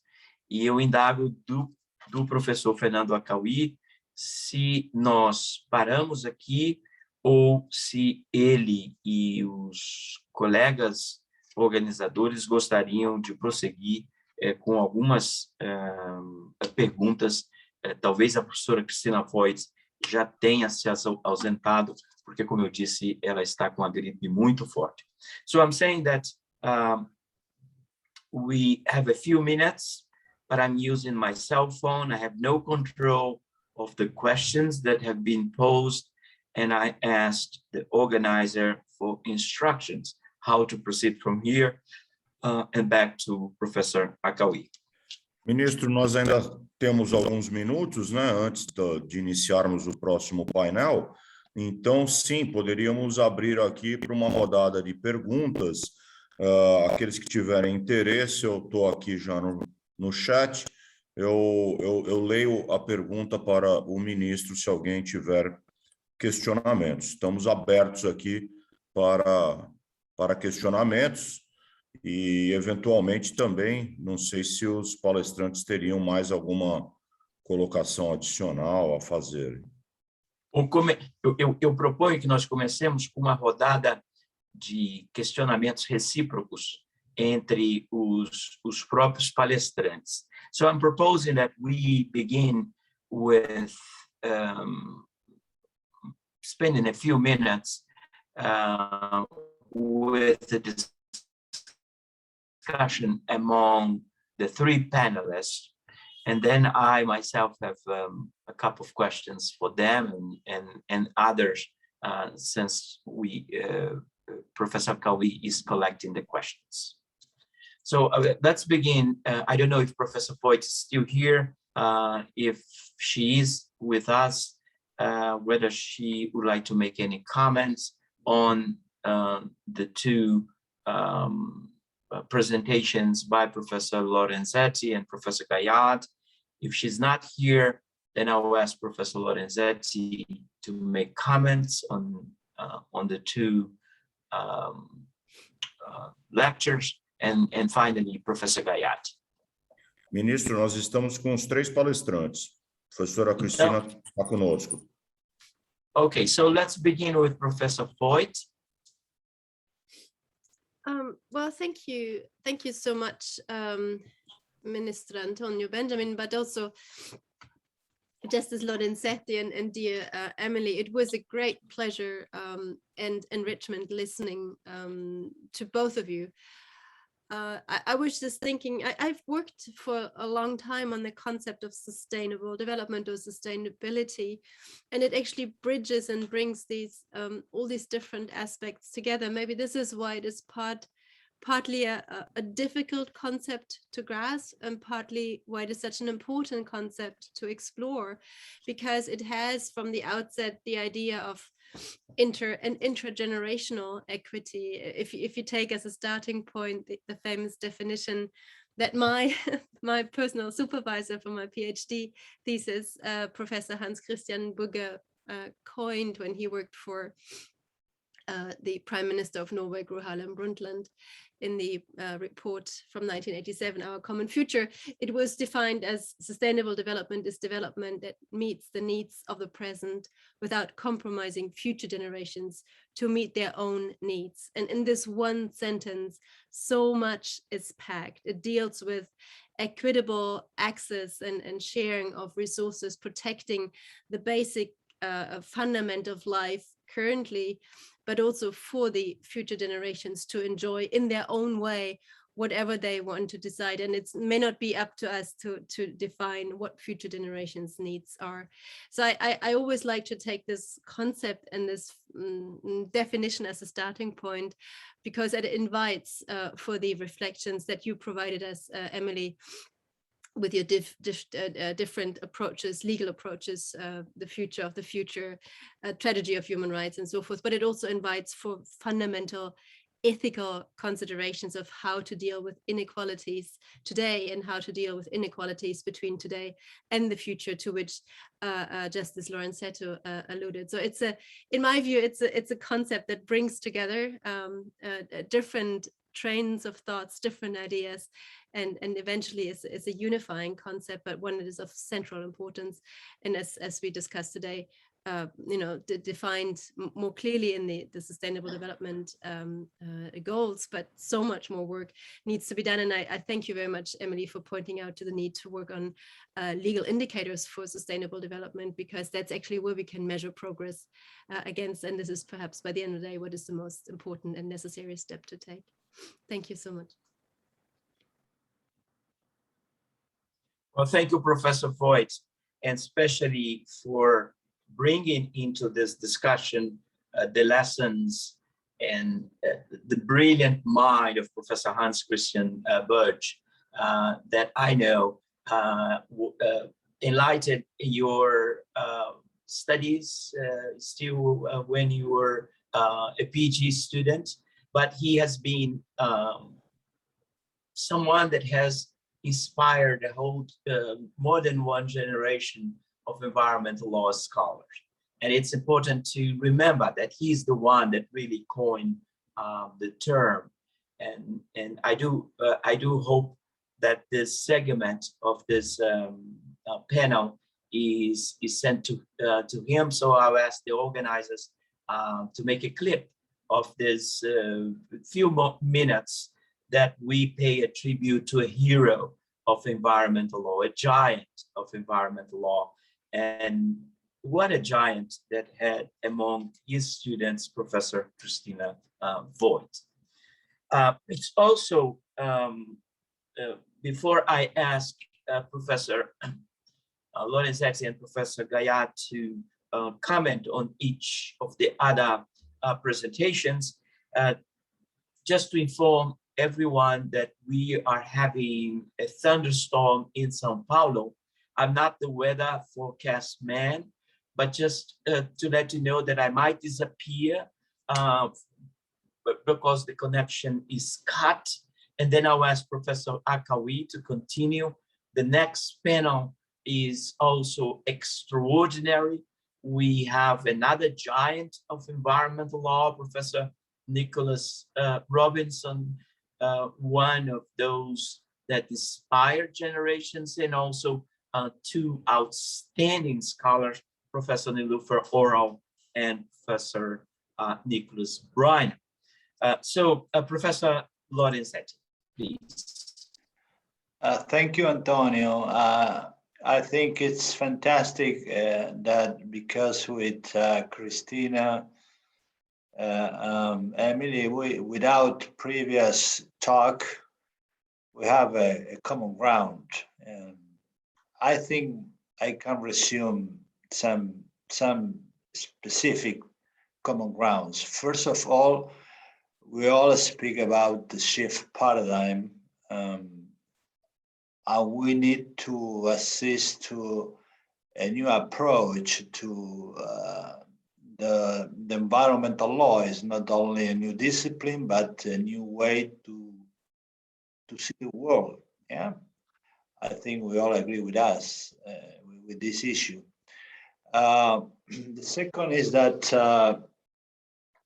all agree in the idea of we need a long view, a long run perspective when we analyze all the issues, mainly in the field of intergenerational justice.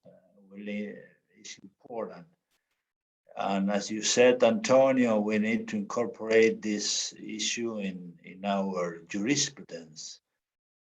The idea of standing from new generations to come in the process is very important. I think Émilie insists on the idea of we need to make our decisions taking into account the impact on the future. And the impact of the future means take into account the view of the future generations. This is very important in the area of law because we can introduce the new generations with the standing or in polycentric process.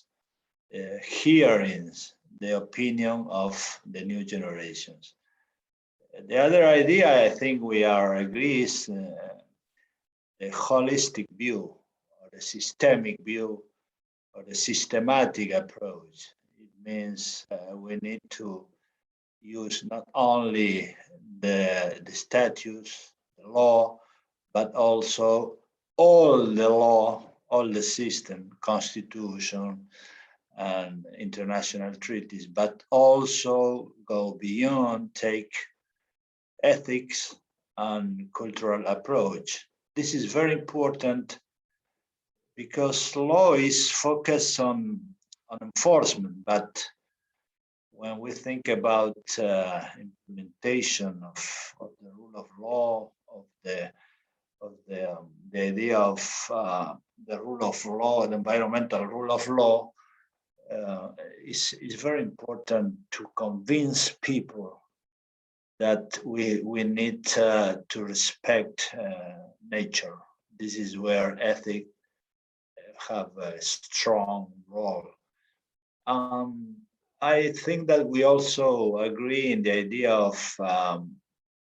of values and ideals. Ethic is a way to incorporate idea in the new generations.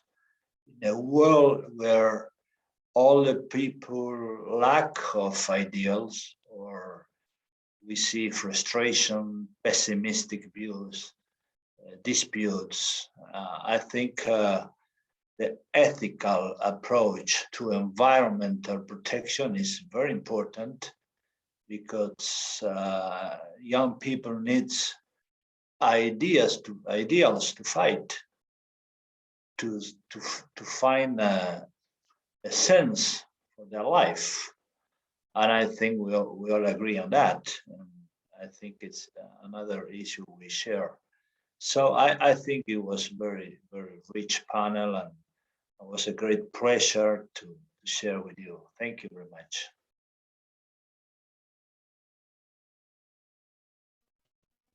Well, many thanks for joining the different pieces in this rich debate that we are having this morning, this afternoon.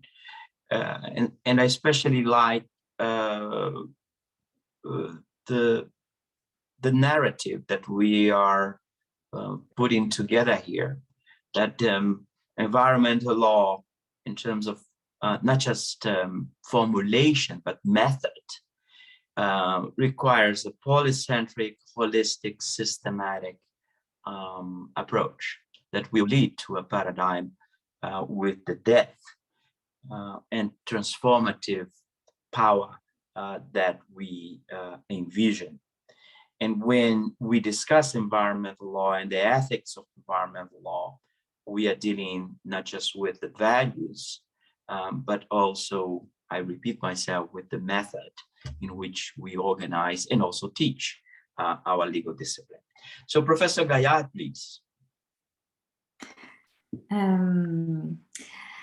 Well, I'm not English native. I just would like to add 2 points in response of what Christina said about intergenerational and equity. I think that was the very first cornerstone, which was necessary to to start these processes of metamorphosis. Still, I think that we have entered in a new process, which is now transgenerational rights, duties, and that we have now to implement these rights and these laws. So, Antonio, je suis pas sûre d'avoir bien compris ce que vous attendiez de moi parce que tout le monde fait une analyse des autres présentations. Oui, seulement un commentaire général sur la présentation de les autres deux collègues. Okay. Sorry, I am not used to do that, but I was very pleased to hear also the other presentation. As you may see that we have a common language, and this is also the mark of a change of paradigm when we have a transformation of our vision on the world in which we are living, and when we are using new words also to name this new frame. So I remember that Christina emphasized also on the idea of duty to act and on the integrative system. So I just want to say that I was very, very pleased and honored to take part in this panel, but I'm not used to do that exercise. I'm very grateful to you all. Thank you. Well, merci bien, many thanks, obrigado. I think this concludes the dialogue.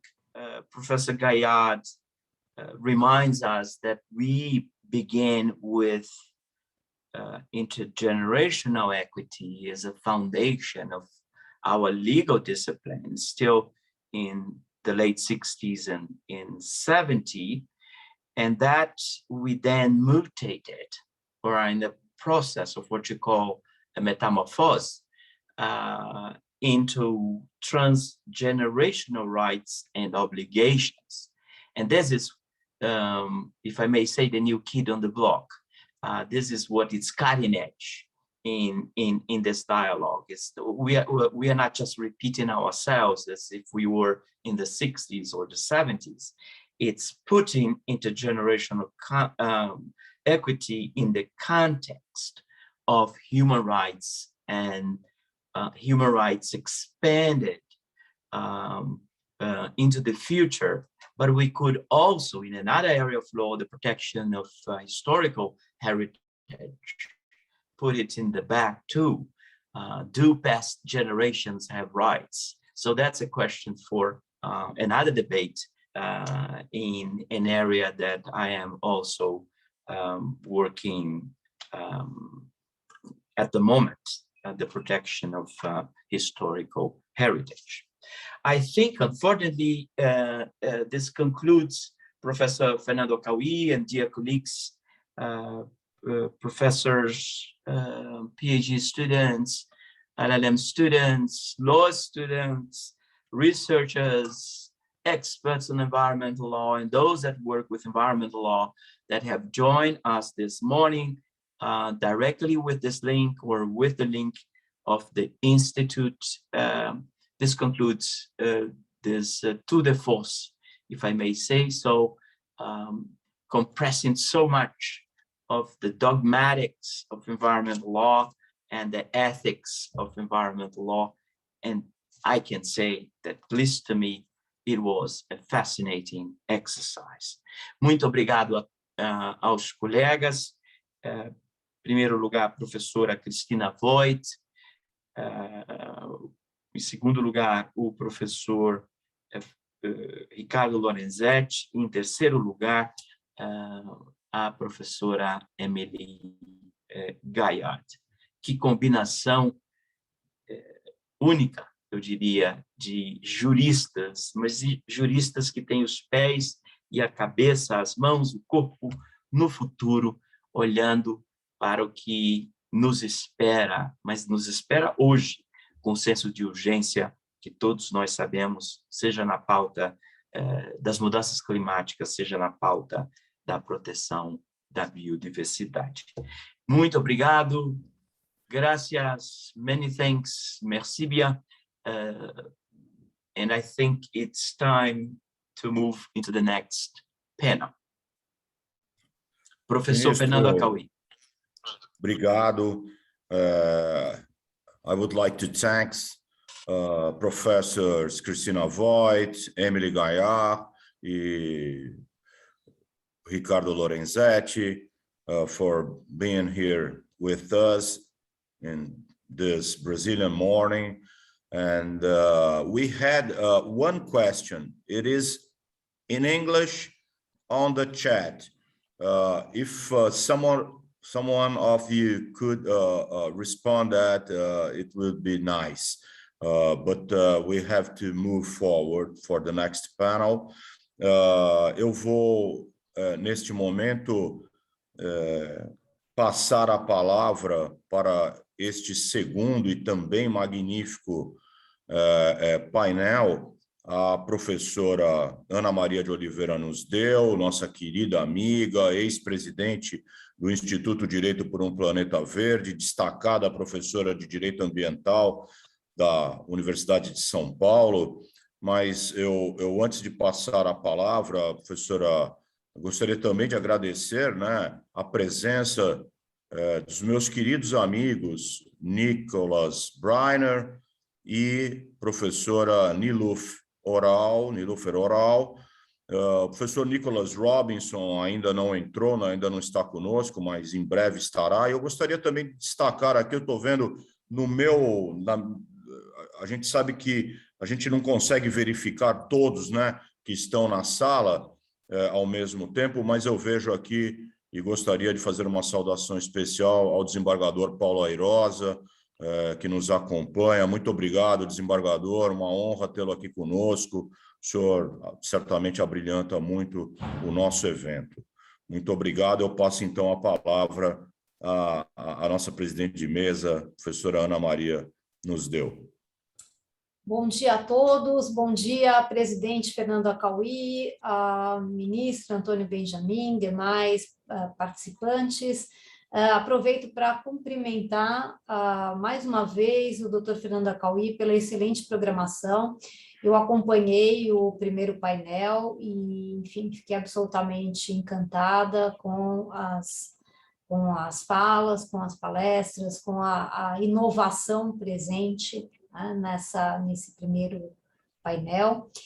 E gostaria, então, de dar início ao nosso segundo painel. Vou começar falando em português. Esse painel ele tem como tema o Estado de Direito Ambiental na teoria e na prática, e vai ser composto, então, pelos professores Nicholas Breyer, Nilufer Oral e Nicholas Robinson. Dito isso, tendo em vista que o painel vai ser em inglês, eu vou mudar para esse idioma, né, e apresentar os nossos palestrantes. Welcome to the panel, The Environmental Rule of Law, the Theory and the Practice. We'll have with us today Professor Nicholas Breiner, who is Associate Professor at Louisiana State University. And he was also Emmett Frankel Fellow in Environmental Law and Policy at the University of California at Los Angeles, and visiting Associate Professor and Environmental Law Fellow at George Washington University Law School. Professor Nilufer Oral is Director of the International Law Center of the Singapore University, and she's also a member of the United Nations International Commission, where she is co-chair of the study group on sea level rise in relation to international law. And finally, we'll have, as Ministro Benjamin said, the giant of environmental law. Professor, well, all others are giants as well, but Professor Nicholas Robinson is a senior environmental law professor, and that is being teaching at the Pace University since 1978. And he's presently a university professor on environment, and Gilbert and Sarah Curling, distinguished professor of environmental law emeritus. And he has extensive work for the development of environmental law. And so he was a founder and the first chair of the UICN Academy of Environmental Law. He was also advisory or board member to governments and international agencies such as FAO and UNESCO.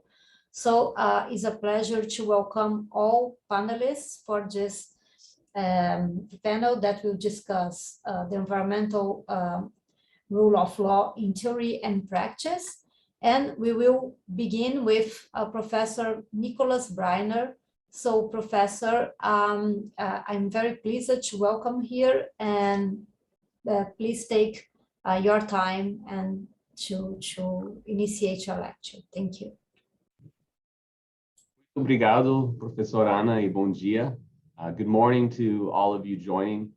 I'm very pleased to be able to be with all of you, and was glad to be able to hear the end of the last panel. So thanks to those of you who spoke previously as well. Eu vou fazer a minha palestra em português, esperando criar um diálogo com todos os participantes que estão aqui. Eu, antes de tudo, quero agradecer à professora Ana pela apresentação e aos outros palestrantes da mesa também. E quero agradecer ao Instituto de Direito por Planeta Verde, o Dr. Akawi e Fernando Martins e toda a equipe técnico também, que estão ajudando na realização desse evento muito importante para o direito ambiental no hemisfério, não somente no Brasil, mas para todo o mundo também. Então, eu quero apresentar um pouco esse tema do nosso painel, o estado de direito ambiental na teoria e na prática. E eu pretendo fazer um panorama, falar de uma vista panorâmica desse assunto, começando justamente pela teoria e depois falando um pouco como podemos ajudar a implementação, a prática do Estado de Direito Ambiental. Então, quando falamos da teoria do Estado de Direito Ambiental, eu acho que ajuda a falar dos princípios. Quais são os princípios do Estado de Direito Ambiental, de onde vem, qual é a origem desses princípios. E eu quero falar um pouco da apresentação desse tema, da Declaração Mundial do Estado de Direito Ambiental, que foi promulgada no Congresso Mundial de Direito Ambiental da UICN em 2016, no Rio de Janeiro. Então, muitos de vocês estavam lá. Em 2006, escrevemos esse documento sobre os princípios e o fundamento básico do Estado de Direito Ambiental, declarando que o Estado de Direito é parte essencial, crítica, para a proteção do ambiente, para a proteção ambiental, socioambiental e cultural, e para alcançar o desenvolvimento sustentável ecológico. Então, sem o Estado de Direito Ambiental e a fiscalização, o enforcement dos direitos e deveres ambientais, as ameaças ambientais que nos enfrentam, que ameaçam a integridade ecológica do nosso planeta, não vamos poder superar esses desafios.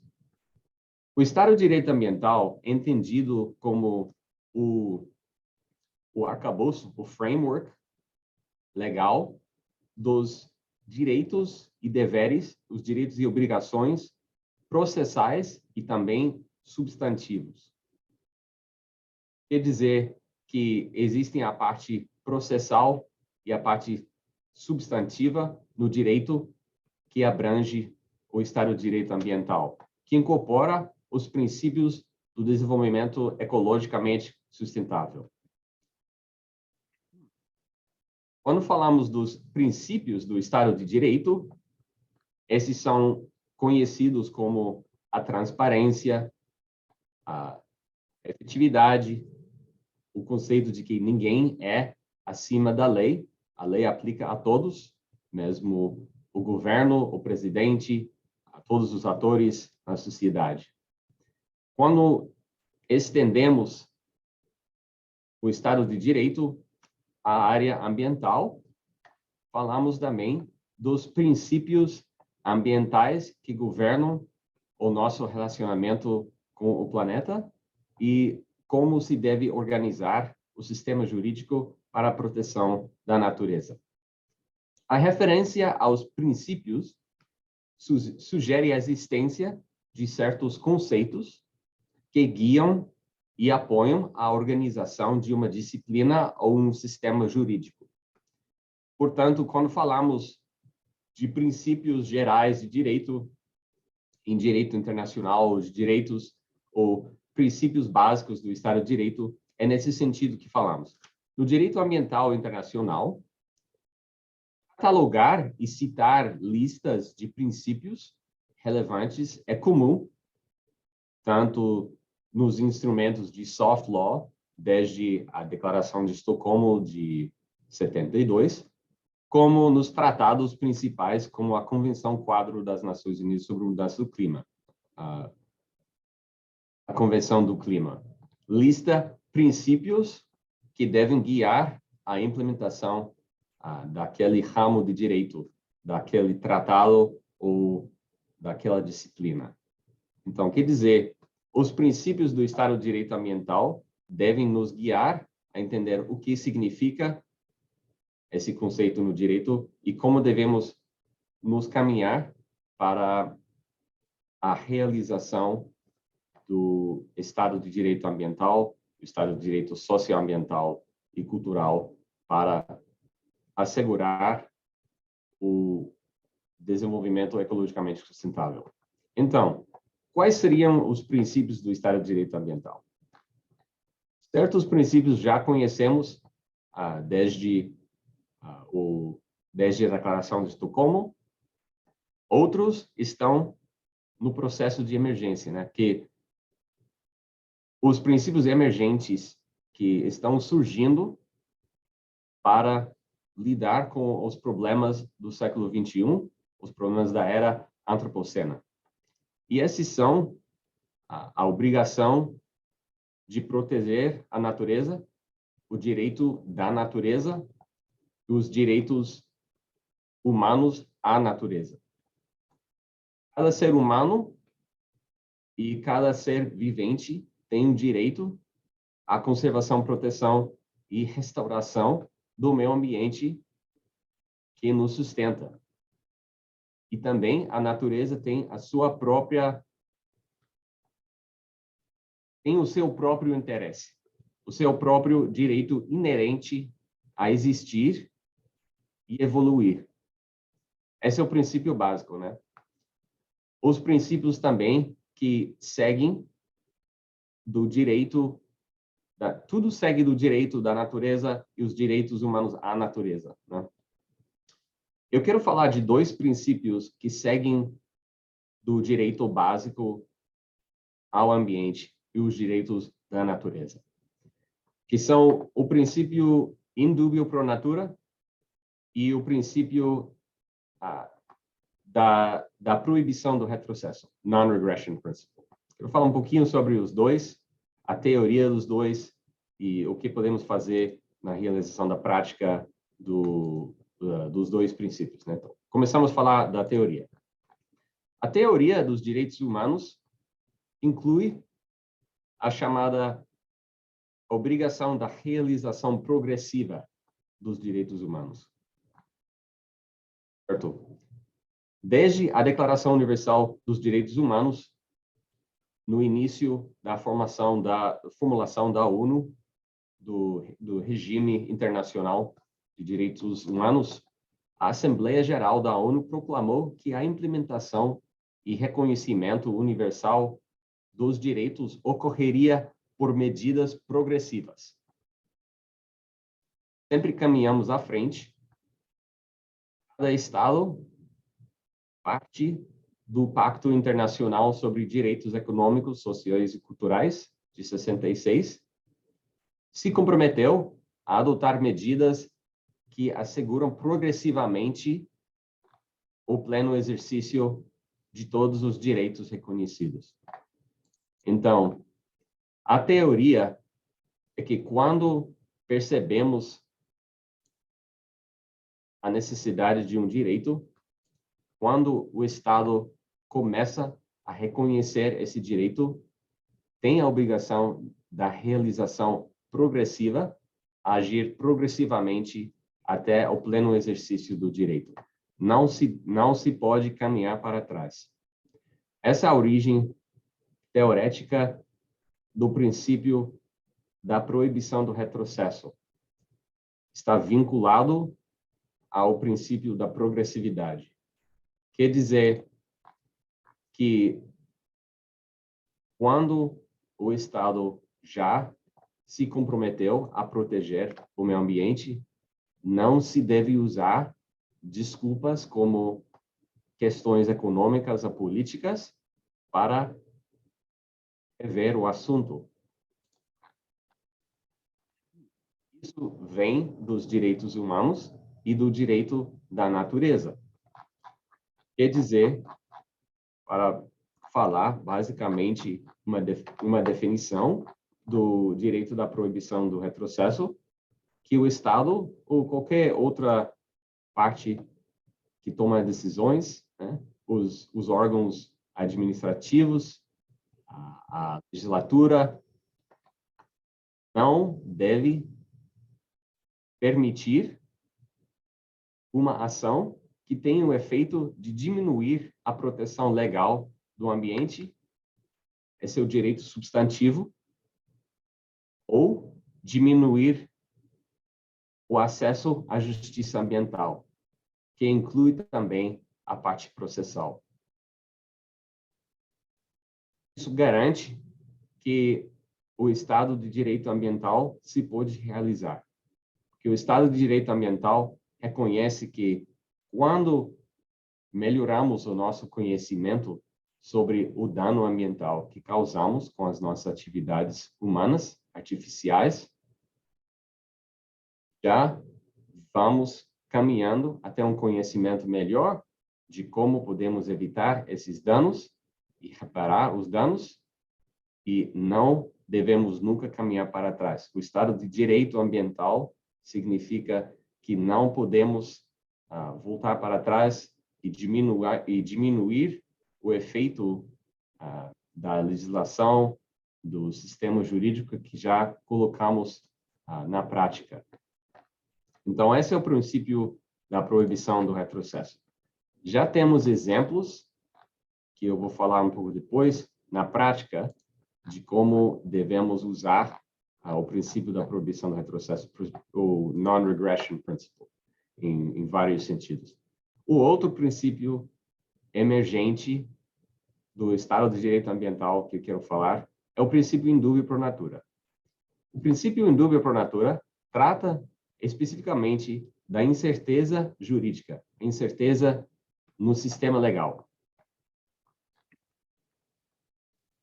Isso tem muito a ver com o princípio da precaução. O princípio da precaução é uma mudança de prioridades, certo? Dentro do princípio da precaução, quer dizer que nós devemos agir antes, ex ante, para evitar a possibilidade, o risco de danos irreversíveis no meio ambiente. Se não temos o conhecimento, se temos a incerteza científica ou incerteza dos fatos do que vai acontecer, devemos utilizar o princípio da precaução. Isso é reconhecido na Declaração do Rio, de 92, em vários outros instrumentos e convenções e tratados no sistema internacional. Também é reconhecido em várias constituições ou decisões jurídicas, decisões judiciais domésticos, no nível doméstico. O princípio da precaução evita o dano irreversível, porque colocamos a questão do risco à nossa frente. O risco de não entender o que vai acontecer se realizarmos alguma atividade. Já o princípio indúbio pro natura trata até mais do estado do direito ambiental, porque trata da incerteza jurídica. Muitas vezes estamos tentando lidar com problemas do século XXI com o sistema jurídico do século XX, ou XIX, ou XVIII. Quer dizer, as nossas leis não estão atualizadas para tratar das grandes ameaças, a crise climática, a crise da biodiversidade, a crise do acesso à água, a crise do Estado de Direito Ambiental.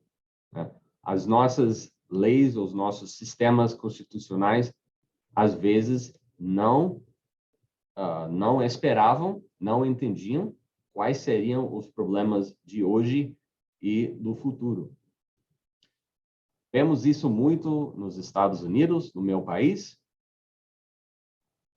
As leis fundamentais do direito ambiental foram todas editadas nos anos 70.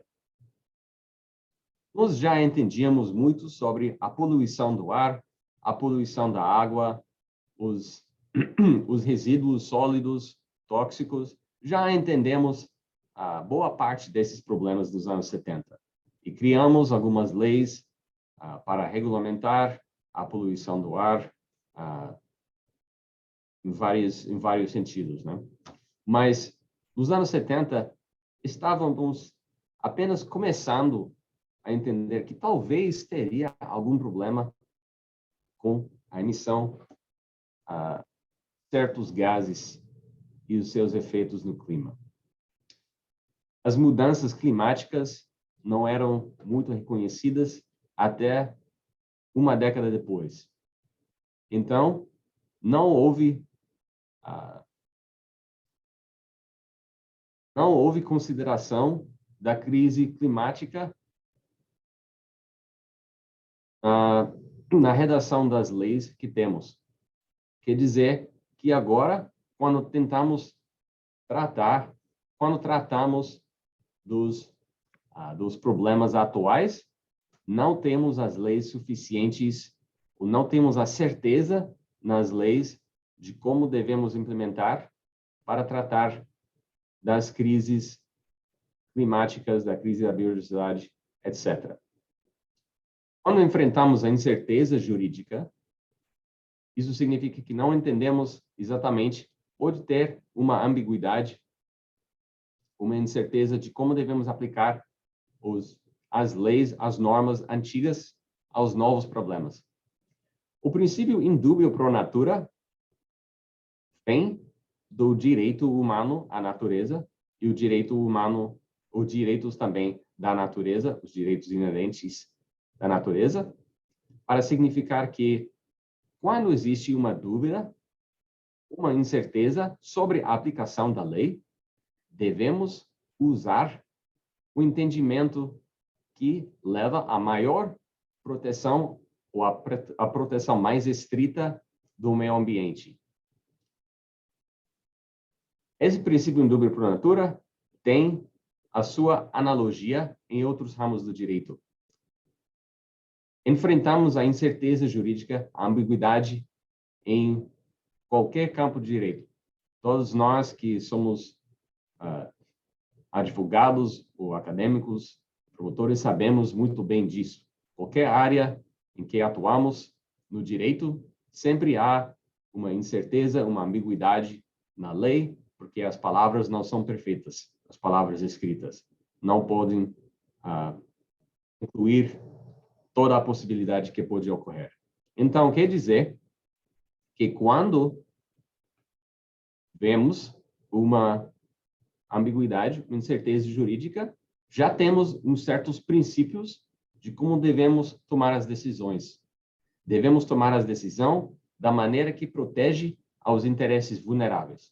Existe uma assimetria entre o Estado e o réu, então aplicamos o princípio indúbio pro réu para proteger os interesses e deixar claro que as normas têm que estar regimentadas especificamente explícitas para dizer essa atividade é proibida, essa atividade não é. Utilizamos o mesmo princípio na área ambiental e chamamos esse princípio do princípio indúbio pro natura. A teoria é o direito da natureza e o direito humano à natureza. Esses direitos são ameaçados, esses interesses são vulneráveis por todas as atividades econômicas, por estarmos num regime que não havia reconhecido esses direitos ao longo dos séculos, durante os períodos de colonialismo e extrair todos os recursos naturais sem pensar nas consequências ambientais, as consequências para a biodiversidade ou as consequências socioambientais e culturais. Então, agora que conhecemos melhor, devemos agir de forma, quando temos uma incerteza, devemos realizar a pressão para a frente, devemos utilizar o princípio de tomar a decisão que tende a levar a mais estrita proteção do meio ambiente. Essa é a teoria que se desenvolveu dos direitos humanos, o princípio indúbio pro natura e o princípio da proibição do retrocesso, non-regression, que, entre outros princípios, apenas chama atenção a esses dois, para levar a efeito ao Estado de Direito Ambiental. Porque, com o uso desses dois princípios, já elevamos as considerações ambientais ao mesmo patamar dos outros princípios do Estado do Direito. Quer dizer que é legítimo um juiz aplicar esse princípio indúbio pro natura na mesma situação que é os outros, que se pode usar os outros princípios na interpretação das leis. Também significa que os órgãos administrativos, as entidades federais, estaduais, municipais, na toma de decisão, quando há uma incerteza, ou tenham autoridade para tomar essa decisão ou não, se o município, o estado, o governo federal tem autoridade para permitir essa atividade que pode causar um dano ambiental, na resolução das dúvidas sobre a extensão do direito ambiental, se deve aplicar o princípio indúbio pro natura e também aplicar o princípio da não regressão, da proibição do retrocesso, significando que não devemos caminhar para trás. Não podemos ter nenhuma diminuição da proteção que já existe. Então, com o uso dos dois princípios, vamos pular um pouco agora ao caminho à prática. Já que falamos da teoria do Estado de Direito Ambiental, a questão mais difícil é a prática. Como devemos, em nossa esfera, atuar de forma para realizar o Estado de Direito Ambiental? Uma parte da prática é a adoção desses princípios novos do Estado de Direito Ambiental nas constituições, nas decisões judiciais,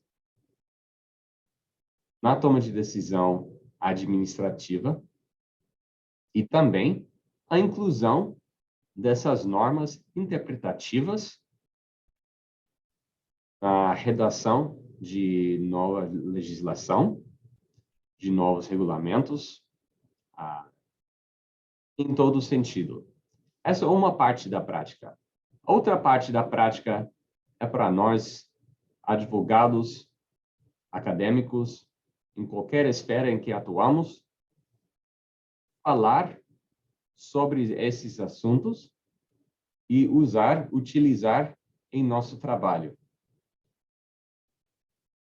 Em julho, tive a honra de participar no Congresso Interamericano do Direito Ambiental. Foi o primeiro congresso regional na série do segundo Congresso Mundial de Direito Ambiental da UICN, organizado pela Comissão Mundial de Direito Ambiental da UICN. Eu participei desse congresso na Cidade de México, em julho. E no final desse evento, chegamos à conclusão de 3 pontos para incluir numa agenda para colocar na prática nessa próxima década. Bom, eu digo a próxima década, mas é essa década em que já estamos, década de 2020 a 2030, para implementar, colocar na prática o Estado de Direito Ambiental. 3 pontos. O primeiro ponto seria entender como a lei, como o direito pode proteger aos defensores do meio ambiente. Os defensores do meio ambiente têm uma parte íntegra na realização do Estado de Direito Ambiental. Se um defensor do direito, um defensor do meio ambiente, um ativista, é morto, não existe o Estado do Direito, nem o Estado de Direito Ambiental. Uma pessoa que pode agir na proteção de algo, de um direito, algo importante para aquela pessoa, né? O Estado de Direito garante esse tipo de atividade. Né? Então, o Estado de Direito Ambiental não pode ter atividade nenhuma se não protegemos os interesses dos defensores ambientais, para que não fique sobre aquelas pessoas, as comunidades vulneráveis, que não contribuíram muito pouco ao problema ambiental e, mesmo assim, sentem todas as consequências negativas. Então, o primeiro ponto é proteger os interesses dos defensores do meio ambiente. Segundo, é comunicar a urgência de lidar com as mudanças climáticas e os seus impactos, os impactos do clima na saúde humana e para com a biodiversidade, a fauna e a flora. Grande parte da crise da biodiversidade tem a ver com a mudança climática. Se não enfrentarmos diretamente a mudança climática, não haverá o Estado de Direito Ambiental. E o terceiro ponto é focalizarmos também na relação entre o ambiente e as doenças emergentes frente à pandemia em que o mundo está desde o ano passado. Devemos conectar as ameaças à biodiversidade com a surgência de enfermidades novas. Então, qual o papel do direito nisso? Esse é o terceiro ponto. Então, colocamos esses 3 pontos como uma agenda de como devemos agir para frente. Eu acho que eu já falei muito, mas eu gostei muito da oportunidade de falar um pouco sobre a teoria e a prática. É hora de colocar na prática o Estado de Direito Ambiental. Já falamos sobre esse assunto, como vocês já todos sabem. Temos mais de 100 participantes. Eu sei que essas coisas não são completamente novas para ninguém. Estamos trabalhando, chamando isso do Estado de Direito Ambiental já há uma década. mas os conceitos não são novos. Nosso falar deve ser de caminhar, ajudar aos outros a entender a teoria, e por isso, com a base fundamentada nos direitos humanos, um fundamento, um alicerce muito bem construído do Estado de Direito Ambiental. Agora podemos caminhar até a prática, a inclusão dos princípios do Estado de Direito Ambiental no judiciário, no legislativo e no executivo. Eu estou muito grato também por todos vocês nos acompanharem hoje e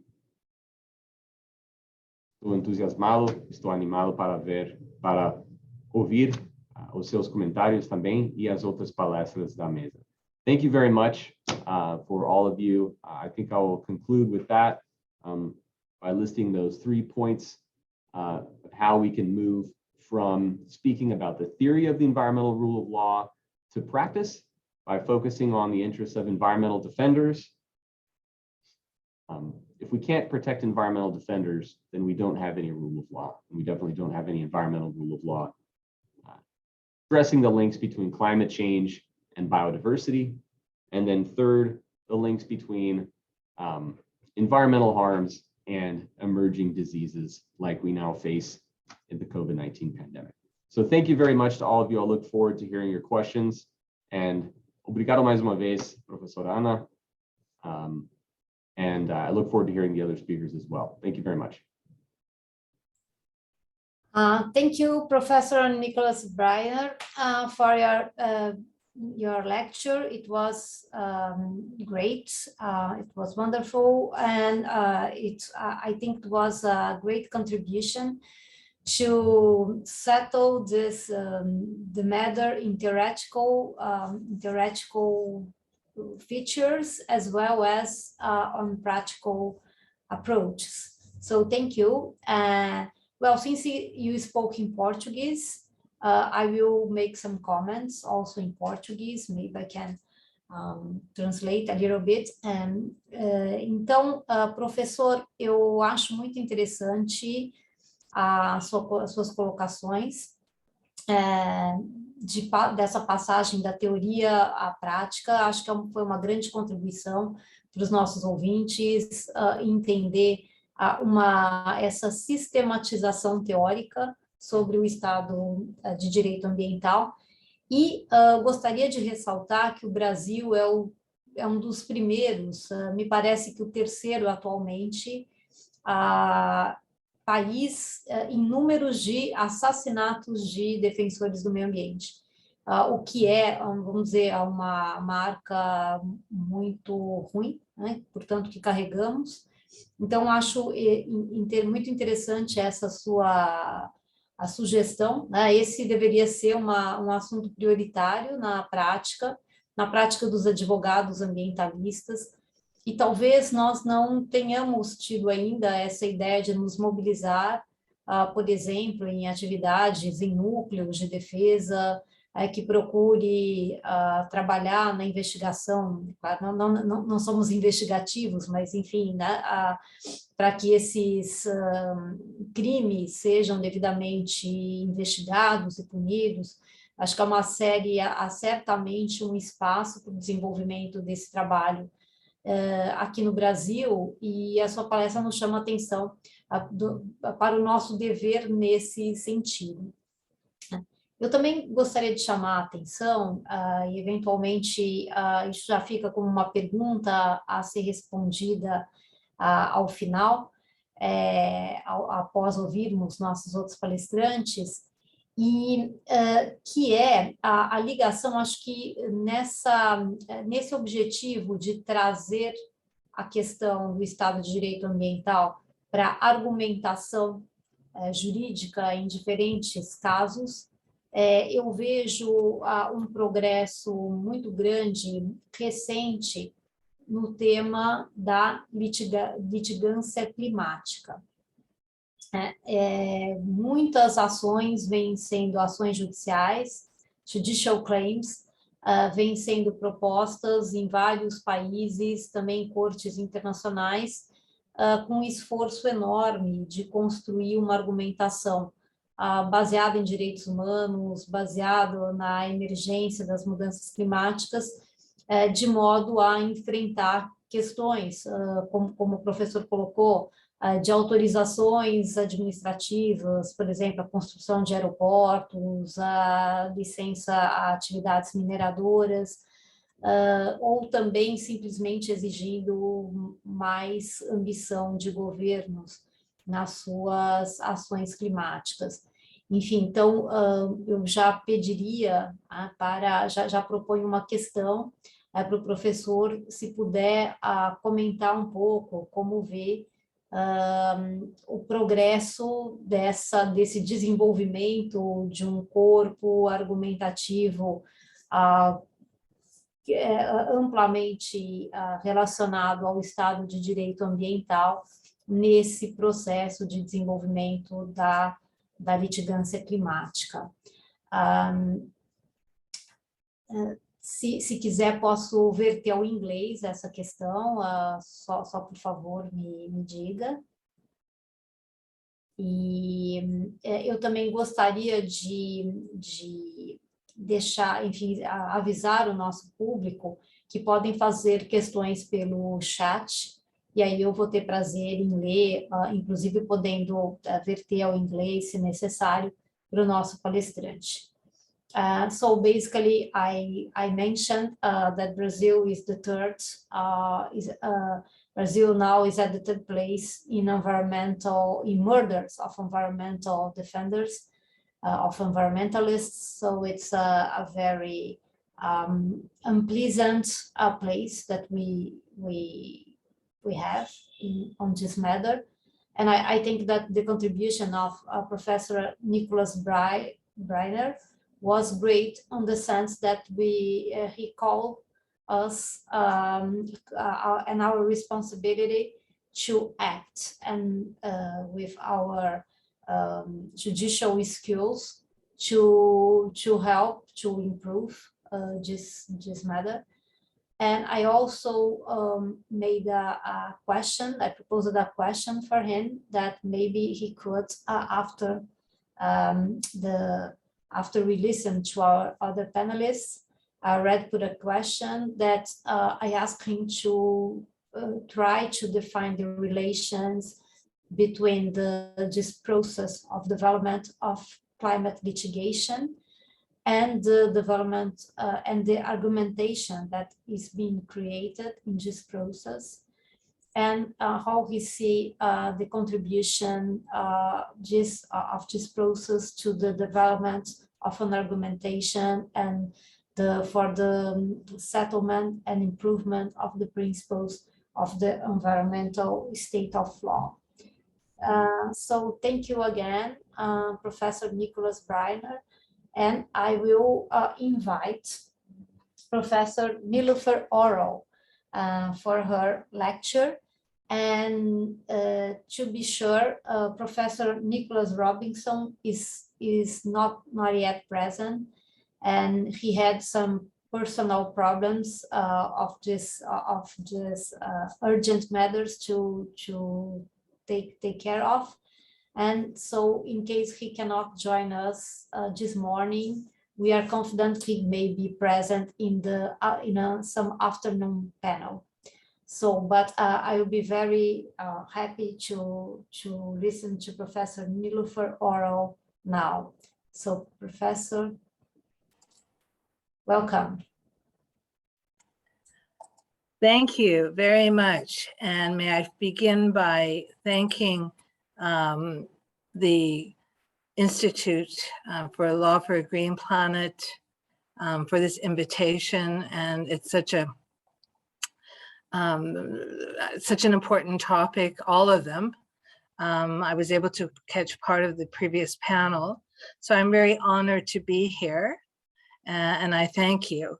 Unfortunately, unlike my dear colleague, Nicholas Breiner, I don't speak Portuguese. I can speak in Turkish, but I don't think anyone will understand. So with your permission, let me first find my PowerPoint that I'm going to share with you. Hold on, can you see it? Yes? Okay, very good. All right, so I'm going to talk about environmental rule of law and the oceans. And I think that Minister Antonio Benjamin would expect me to speak about the oceans. And I think it's important, especially for Brazil, which is a very large ocean country. But the rule of law, that's the focus of this particular panel. And of course, I'm sure Nick mentioned this.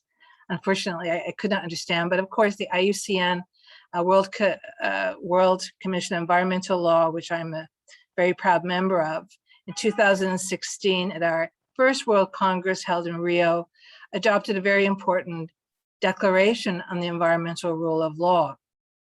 And I'm not going to go through this, but I did want to include this and highlight the importance. Also, the United Nations Environmental Program has given great importance to this topic. And in 2019, they issued their very first global report on the environmental rule of law. And of course, without surprise, that environmental rule of law, according to UNEP, is central to sustainable development. It integrates environmental needs with the essential elements of the rule of law and provides the basis for improving environmental governance. Importantly, though, and I think this is a point that I'm going to illustrate a little bit, I hope, through the ocean, the case of the ocean and the law of the sea. The first report said that even though there's been dramatic growth in laws to protect the environment, and that is true, and I know we talked about environmental law as a relatively young field, but a very dynamic and robust one. However, and I think many of us are quite aware of the problem of the widespread failure to enforce it. And this is absolutely critical to the rule of law. And this is both at the domestic level and the international level. And my area is more international law, international environmental law, and law of the sea. So I'll be focusing a little bit more on the international aspects.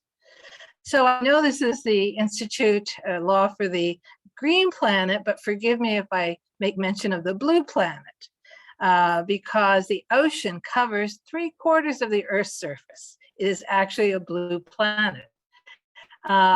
It represents 99% of the living space on planet by volume. What's interesting is that when we look at the biodiversity, it is so rich in biodiversity. We don't know how much biodiversity there is in the ocean. It's one of the areas that had really been very unexplored until relatively recently. And so now, thanks to advancements in technology and a heightened interest in the ocean, they're identifying some 2,000 new species every year. So the ocean is absolutely critical to our livelihoods. And again, since this is at least virtually taking place in Brazil, Brazil has a tremendous coastline. It's the 16th longest national coastline in the world.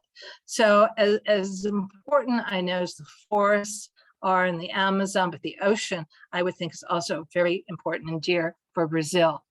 So why the ocean? I just want to put it in the context, how important the ocean is for people, for the world, and therefore why we really need to strengthen the rule of law for protection of the ocean. 3 billion people around the world depend on marine and coastal biodiversity for their livelihoods. It's a huge market economically, some $3 trillion per year. The importance of fisheries, of course, at least 200 million people depend on it. However, there are many risks to the ocean, and it's been for many years, actually. In fact, indeed, I have to say that we can say that the rule of law, despite the proliferation of many instruments, both soft and law, since 1972, when we held the famous Stockholm Conference, it's not been improving. It has been deteriorating.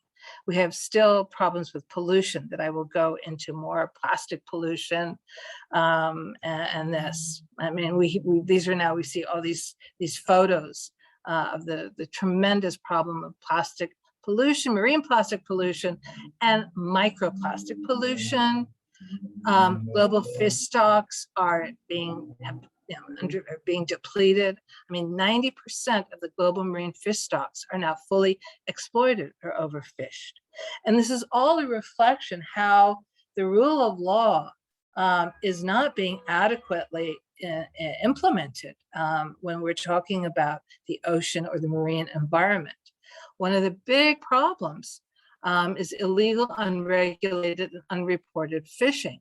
Some 26 million tons of fish are caught, as we call IUU fishing. This is estimated.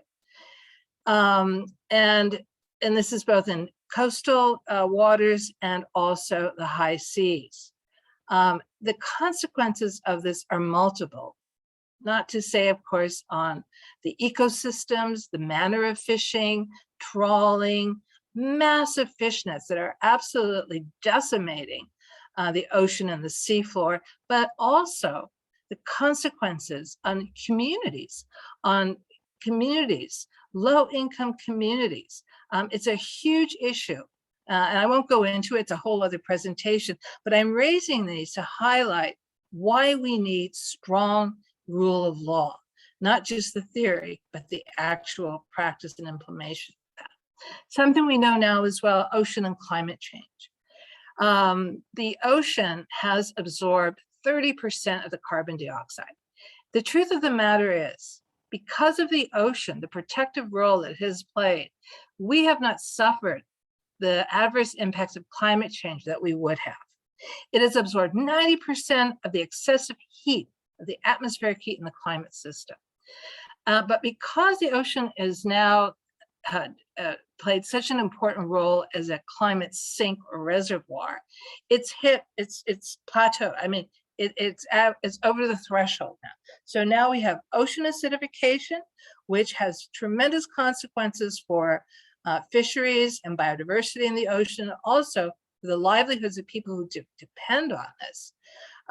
Ocean warming is also having an impact, and I think I have, well, we know ocean warming is resulting in sea level rise, and that's happening. It will continue to happen. Coral reefs are dying because of, not entirely, but a very strong reason is because of the warming temperature of the ocean. And also it's having a huge impact on fisheries. And I think for Brazil, this would be important as well. With ocean warming, not only we see fish stocks are unable to well, one, they're migrating north to cooler water, but then also their spawning, their growth rate, their metabolism, many of these things are being impacted. And we know how important fisheries are for communities. So now this is just to set the context of where we are in terms of the environmental stresses and challenges for the ocean. And I've just given a very brief overview because I don't want to take up all the time, but to really underscore why we need very strong rule of law. So for the ocean, what I'm going to do is focus on one particular instrument because it is really the main instrument at the international level that covers the ocean, and that is the 1982 Law of the Sea Convention. And Part 12 of the Law of the Sea Convention is really remarkable because it is probably, of all the instruments that are out there, it is still, even though it was adopted in 1982, it remains as the most comprehensive international binding convention for the ocean. And it has very clear obligations. And I think this is so critical to the rule of law, to have clear obligations, because we know that many instruments subsequently have, how would you say, have somewhat moderated these obligations. But in the 1982 Law of the Sea Convention, it's clear. States have the obligation to protect and preserve the environment. That is very clear. states shall take all measures that are necessary to prevent, reduce, and control pollution of the marine environment from any source. I'm not going to go through all of them, but these are just ones I want to highlight. And these measures also shall include, and we know as lawyers, shall is very clear. It's absolutely mandatory. Those necessary to protect endangered or fragile ecosystems, as well as the habitat of depleted, threatened, or endangered species. Also, the Law of the Sea Convention applies to all sources of pollution. Pollution from land-based sources. It remains remarkably as the only global binding instrument that is addressing land-based sources of pollution. What we have at the global level, soft instruments. We do have regional instruments on the United Nations Environment Program, but I'm focusing on the Law of the Sea. It addresses dumping, it addresses pollution from vessels. There's more. I didn't want to go into all of it, seabed activities. Also pollution from or through the atmosphere, and this is probably the only instrument which is very important in this era of climate change when we look at how carbon dioxide is having an extremely adverse impact on the ocean. So this lays out the obligations, clear obligations, absolutely critical to the rule of law. But importantly, the Law of the Sea Convention also provides very clear provisions for enforcement. And remember, this was the aspect that the UNEP, the 2019 UNEP law, rule of law, environmental law report highlighted. And I tell you, you will not find many international environmental instruments that address enforcement, to be quite honest, but the Law of the Sea Convention does.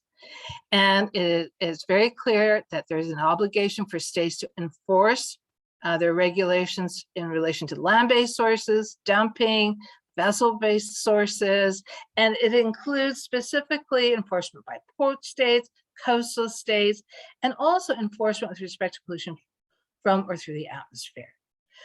So the Law of the Sea Convention really sets out, I would say, from an international legal perspective, one of the rare instruments of clarity for the rule of law in terms of creating the obligation and the enforcement. Now, to add to this, and this is absolutely critical, and this is where we get into the practice. The Law of the Sea Convention has a compulsory dispute settlement provision in Part 15. And this is something almost revolutionary because what it means that there's some exceptions, but these are really very few.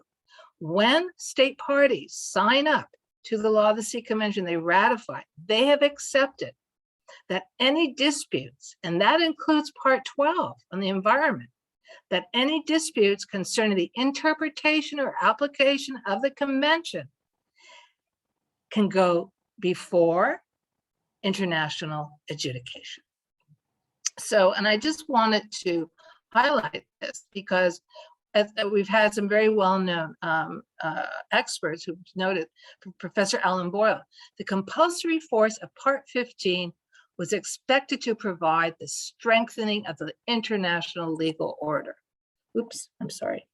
Hold on a second. Professor Bernie Oxman, who's one of the architects of the convention, compulsory jurisdiction is central both to realizing and to accommodating two of the most important goals of the convention that includes protecting the environment. Judge Tulio Trevis wrote that within the scope of the convention is the fact that the mechanism for the settlement of disputes may, through interpretation and encompassing within conventional rule situations not envisaged by the negotiators. And what he means here is that even if it's not in the convention, for example, climate change, that these issues, and this is very important, climate change can be addressed under Part 15. Hold on a second.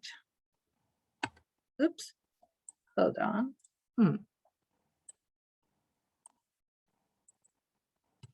All right. So what's interesting too about Part 15, this is a little bit of detail. It provides different modes of settlement as well. For example, of course, I mean, parties are free to settle outside of the convention if they wish to. There's conciliation provisions as well. But the absolute key to it is that basically, where no settlement has been reached, and one of the parties decides to take a case to the courts or arbitral tribunals, the other party who has ratified the convention, unless there's an opt-out provision, must go. What are the choice of procedures? There's a lot of choices, actually. You have the Tribunal for the Law of the Sea that was established under the convention, the International Court of Justice, arbitral tribunals that are established according to Annex 7. And what's interesting, there's a special arbitral tribunal under Annex 8 that includes specifically protection and preservation of the marine environment. So the convention provides a whole array of possibilities for enforcement of these obligations. And these are binding decisions. They shall be final and shall be complied with by all the parties. All right, now I'm getting to the end here, the practice.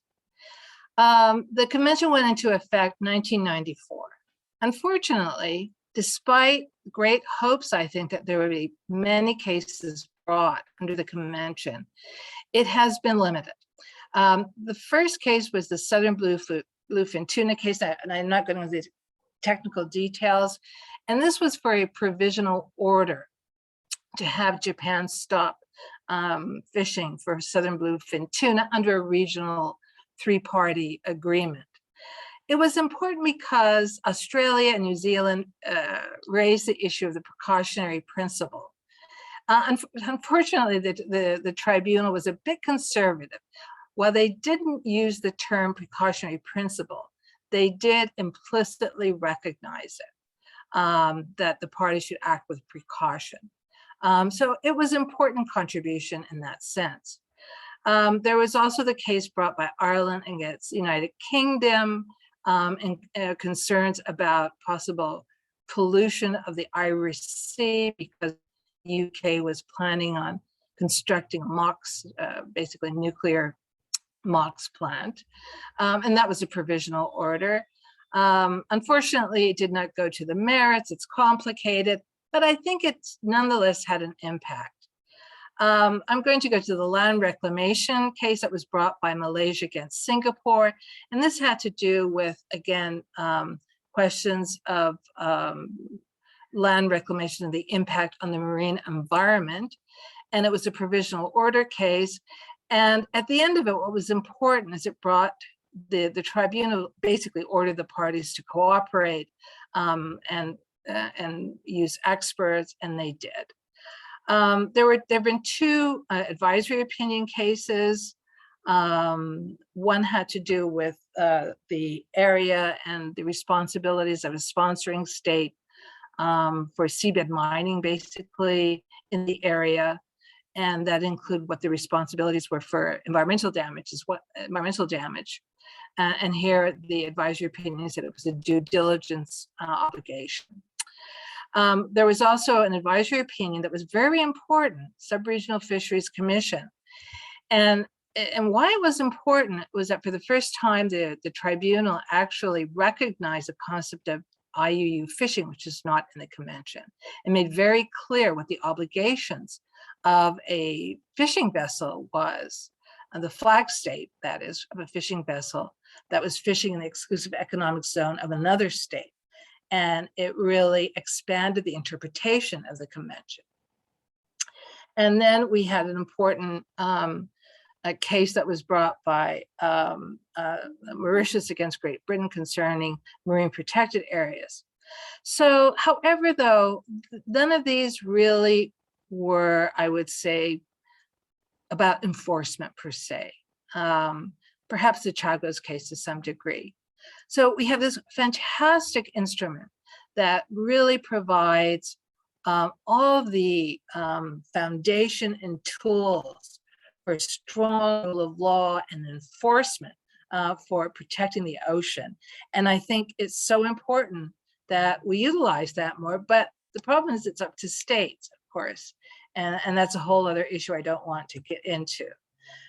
So in conclusion, the rule of law for the oceans is codified very clearly in the 1982 Law of the Sea Convention. It's been ratified by 168 parties, so it has very wide participation. And the compulsory dispute settlement provisions of Part 15 could play a very critical role in protecting this vast area of ocean space, both outside of national jurisdiction and within national jurisdiction. So I'll just leave it there. I don't know if I went over time. If I did, I apologize. But thank you so much for your attention. Thank you, Professor Nilofer Oral, for your excellent presentation. And it's really interesting. And while I was listening, I was thinking about some this structure of the UNCLOS that entered into force in the 80s, and the countries, the signatory parties, were prepared and willing to enter into an instrument that settled clear obligations and even dispute resolutions system.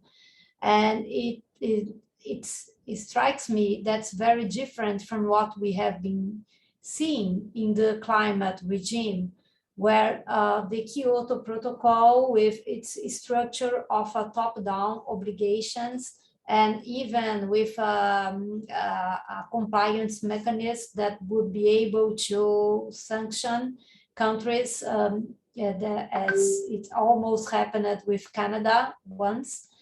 And finally, that a system, this top-down system of Kyoto Protocol didn't work. And so countries moved to a structure that's considered bottom-up in the Paris Agreement, where there is no strong obligations of fulfillment of national compromises, national intended contributions. And the compliance mechanism is literally defined as non-adversarial and facilitative. So just a comment how, I think there was a change in this design of legal instruments, and I'm afraid to a more in the direction of softer instruments, let's say it in general, because of course the Paris Agreement is a treaty and it sets obligations, and really sets obligations, but not of the fulfillment of the emission targets. So it's a construction that's very peculiar.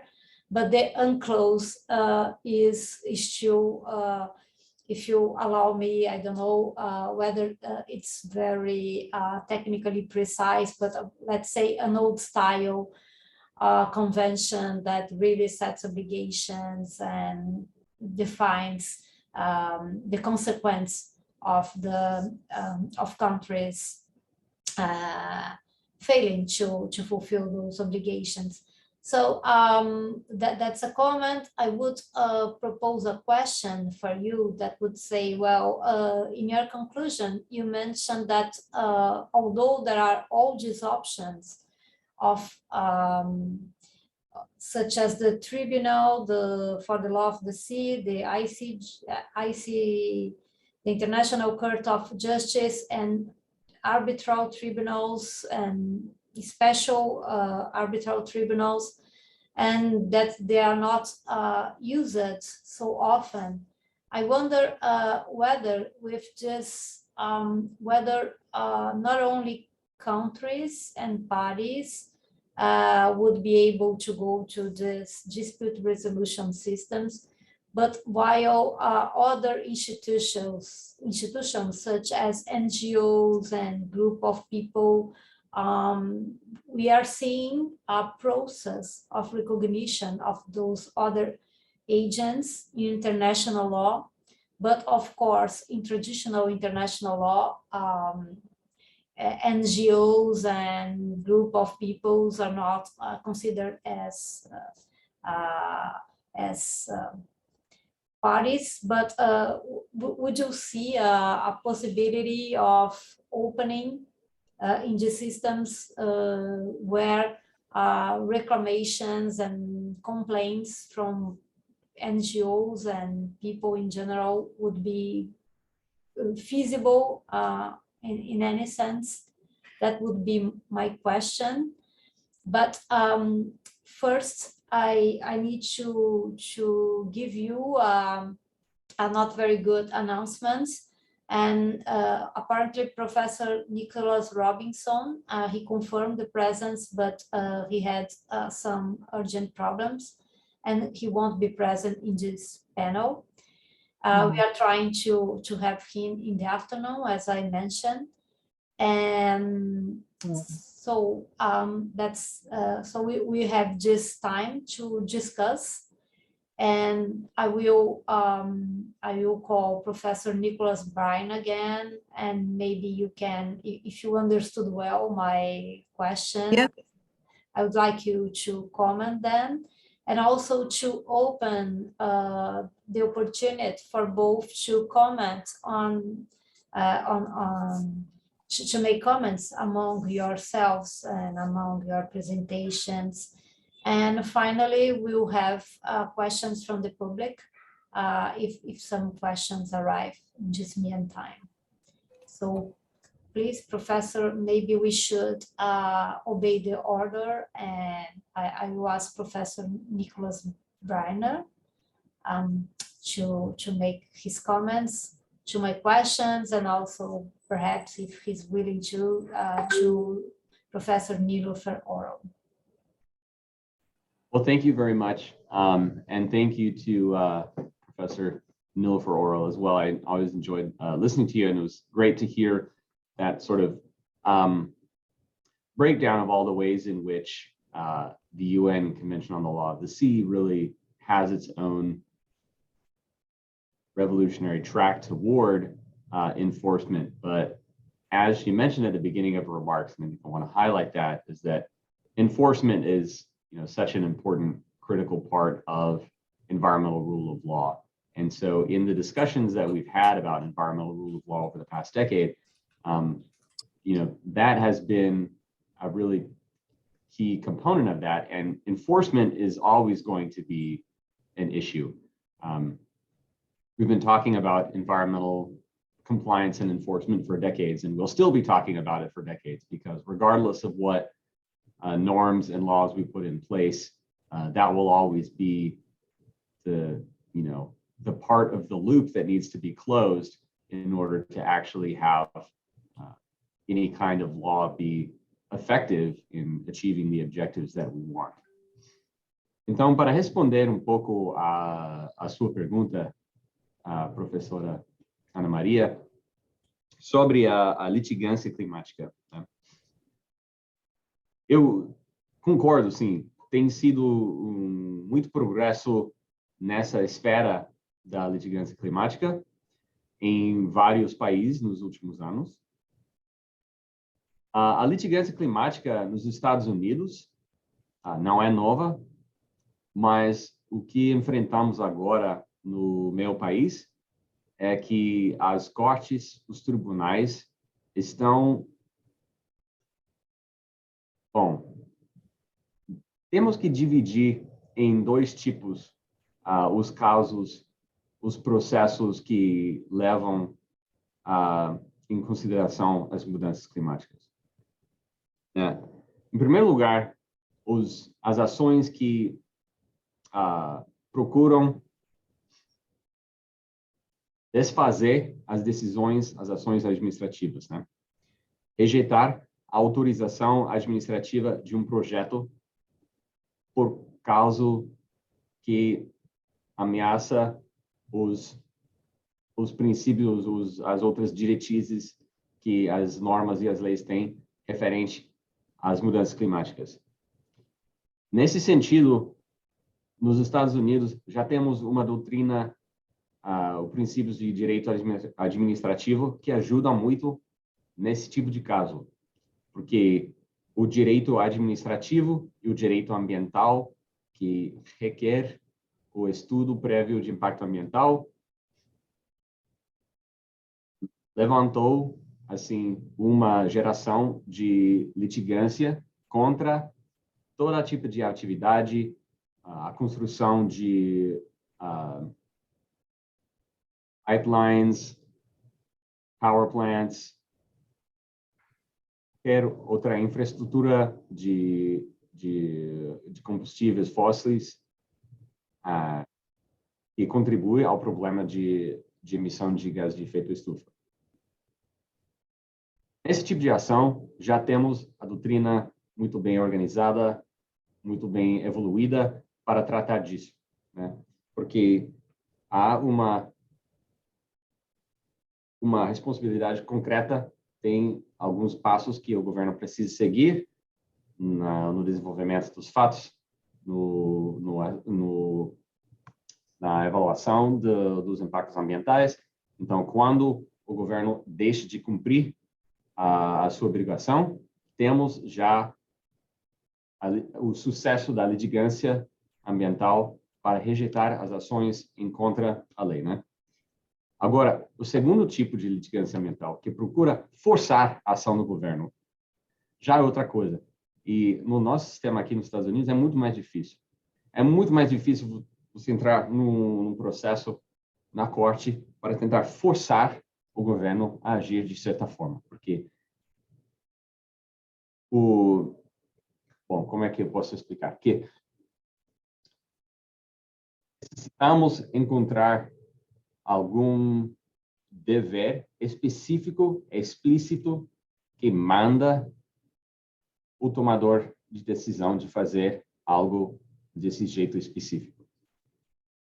E é complicado achar isso no direito ambiental, porque o problema do que eu falei é que as normas e as leis antigas dos anos 70 ou 80, no caso do Brasil, né, nos anos 80 também, não estavam preparadas para tratar do assunto da mudança climática. Quer dizer que não vamos encontrar os deveres específicos, as obrigações explícitas para agir de certa forma. Então, é mais difícil entrar diário para tentar conseguir um acórdão, uma sentença que dirige diretamente ao governo a agir de certa forma. Então, nos Estados Unidos, também outro problema nosso é que o nosso sistema judiciário federal é muito reacionário nos últimos anos. Rejeita a possibilidade do juiz caminhar à frente progressivamente para tratar dos assuntos sociais.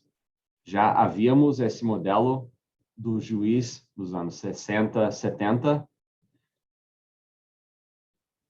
Na esfera federal do judiciário já se acabou esse conceito da corte, do tribunal caminhar para a frente,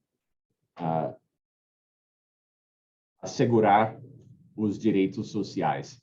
Não acontece mais, é muito difícil acontecer. Estamos voltando para trás. Esse é o problema da proibição do retrocesso, do que eu falei, né? Já estamos com os tribunais, os juízes que querem retroceder, ou se não querem retroceder, se recuam a caminhar para frente. Vem o seu lugar, o seu papel, manter o status quo que já existia antes e deixa a legislatura, ao Poder Executivo, fazer as mudanças. E sabemos que isso não é suficiente no Estado de Direito Ambiental. Então, a litigância climática, no sentido de forçar o governo a fazer algo diferente, tem mais sucesso em outros lugares. Então, eu digo que a litigância climática pode ter começado muito nos Estados Unidos, porque somos um país que litiga tudo, né? Mas vemos agora o crescimento desse movimento em outros países e eu acho muito bom. Eu sou otimista no sentido de desenvolver a jurisprudência estrangeira nesse assunto, que já estamos com exemplos melhores do direito comparado de como os juízes entendem a necessidade de forçar a fazer algo, né? Não vão dizer explicitamente todos os detalhes do que o governo precisa fazer, porque são questões políticas. Tudo tem o seu trade-off, se querem fazer algo desse lado ou outro lado para mitigar a emissão de gases de efeito estufa ou adaptar as mudanças climáticas, mas já estamos desenvolvendo essa jurisprudência comparadamente, e eu acho que as iniciativas do Instituto Judicial Global para o Meio Ambiente são importantes na exchange of information and sharing good practices entre os juízes, entender como tratar desse assunto. Eu sou otimista nisso, no direito comparado, mas no direito dos Estados Unidos eu já não vejo muita esperança em tratar dos assuntos socioambientais. Acho que essa é a resposta, que foi um pouco longa, mas obrigado pela pergunta.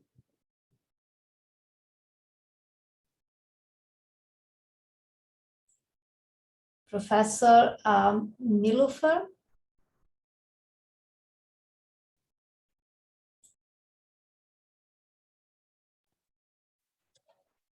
Yes, thank you. All right, I will, if I recall your question that you asked, you made comments about the Law of the Sea Convention as an old style convention. I don't know if you really meant old style. It's a pre-1992 convention, which means that it doesn't have the mechanisms that the others have, such as conference of the parties. But it's not oil style because it's quite unique.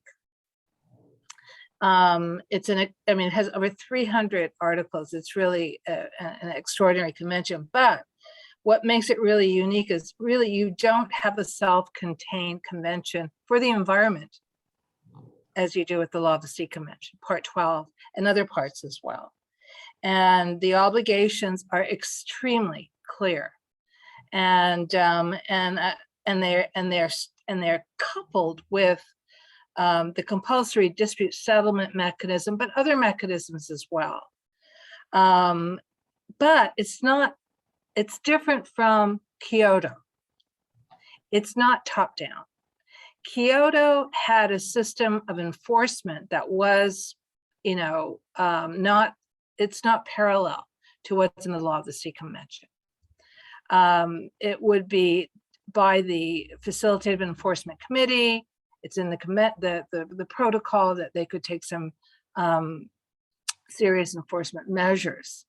But that's different from the convention. So I will make a difference there in the sense that you still have preserved the volition of the states under the Law of the Sea Convention. Because ultimately what we're talking about in international conventions is the question of state sovereignty. And states are very jealous about that. Having said that, though, I think what is interesting is to draw some parallel now with the climate litigation that is going on under using the Paris Agreement. I don't think anyone expected this, because the Paris Agreement, as you very rightly pointed out, is considered to be, it was intended, it was constructed that way, as a bottom-up. You have self-differentiation, self-determination. I mean, it's all states basically drawing out what they will be doing. But there are, of course, some key, there are some teeth in the Paris Agreement. So now it's being used for domestic litigation, which is very interesting. So I also ask, this is interesting as well, because there are, with the oceans, it includes climate change. Carbon dioxide emissions are creating ocean warming and ocean acidification, and they're having really, I would say, dire consequences.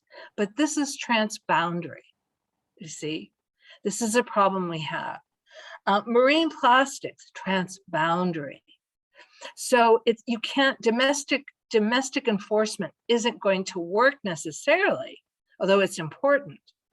But the problem is that states are very reluctant to go into international adjudication. It's expensive, political issues, fully understand that. But perhaps there is an opportunity to use the Law of the Sea Convention at the domestic level as well, like they're doing for the Paris Agreement.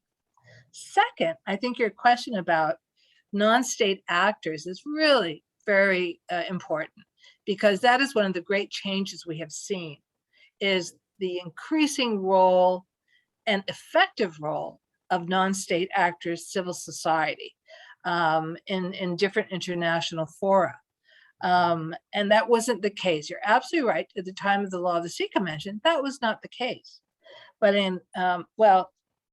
so where non-state actors can play a role for the ocean, because they don't have standing under the convention.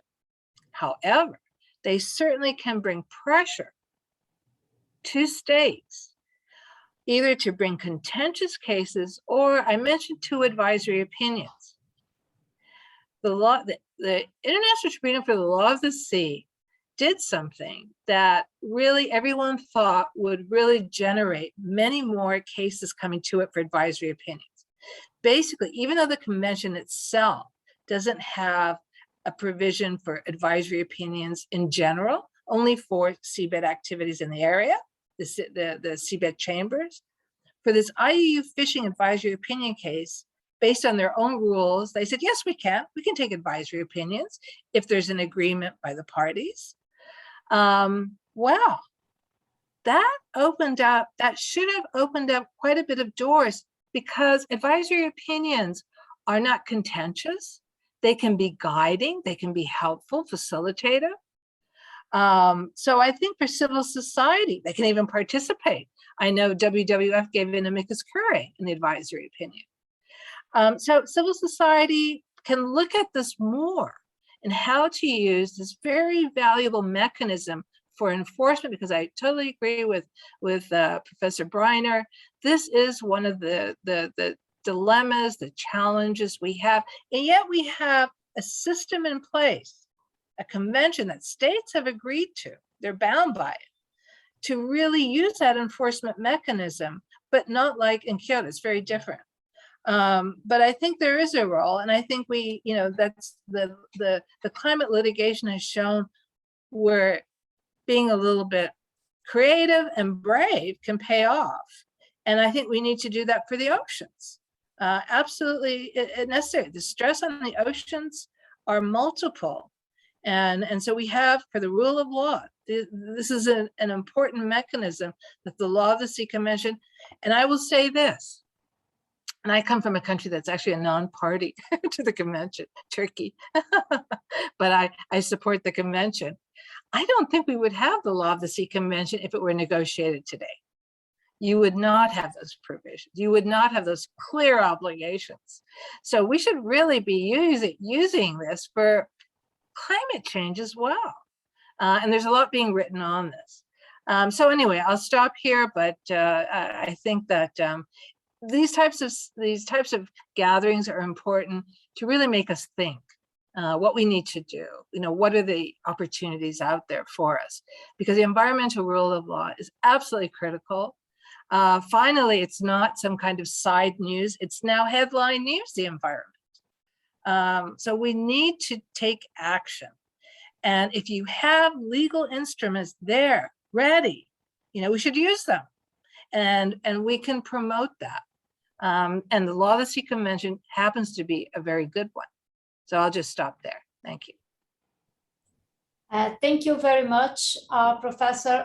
It was great. Your comments were great, especially showing these parallels and possibilities.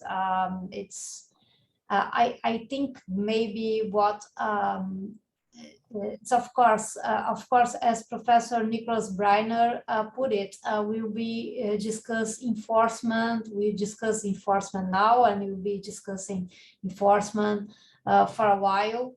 But maybe this acknowledgement of the magnitude of environmental problems, of environmental crisis, can push to movements that will trigger some solutions and the creations perhaps of new legal solutions and new legal arguments, new legal strategies, such the strategy of using the unclosing national litigation. That would be really, really interesting.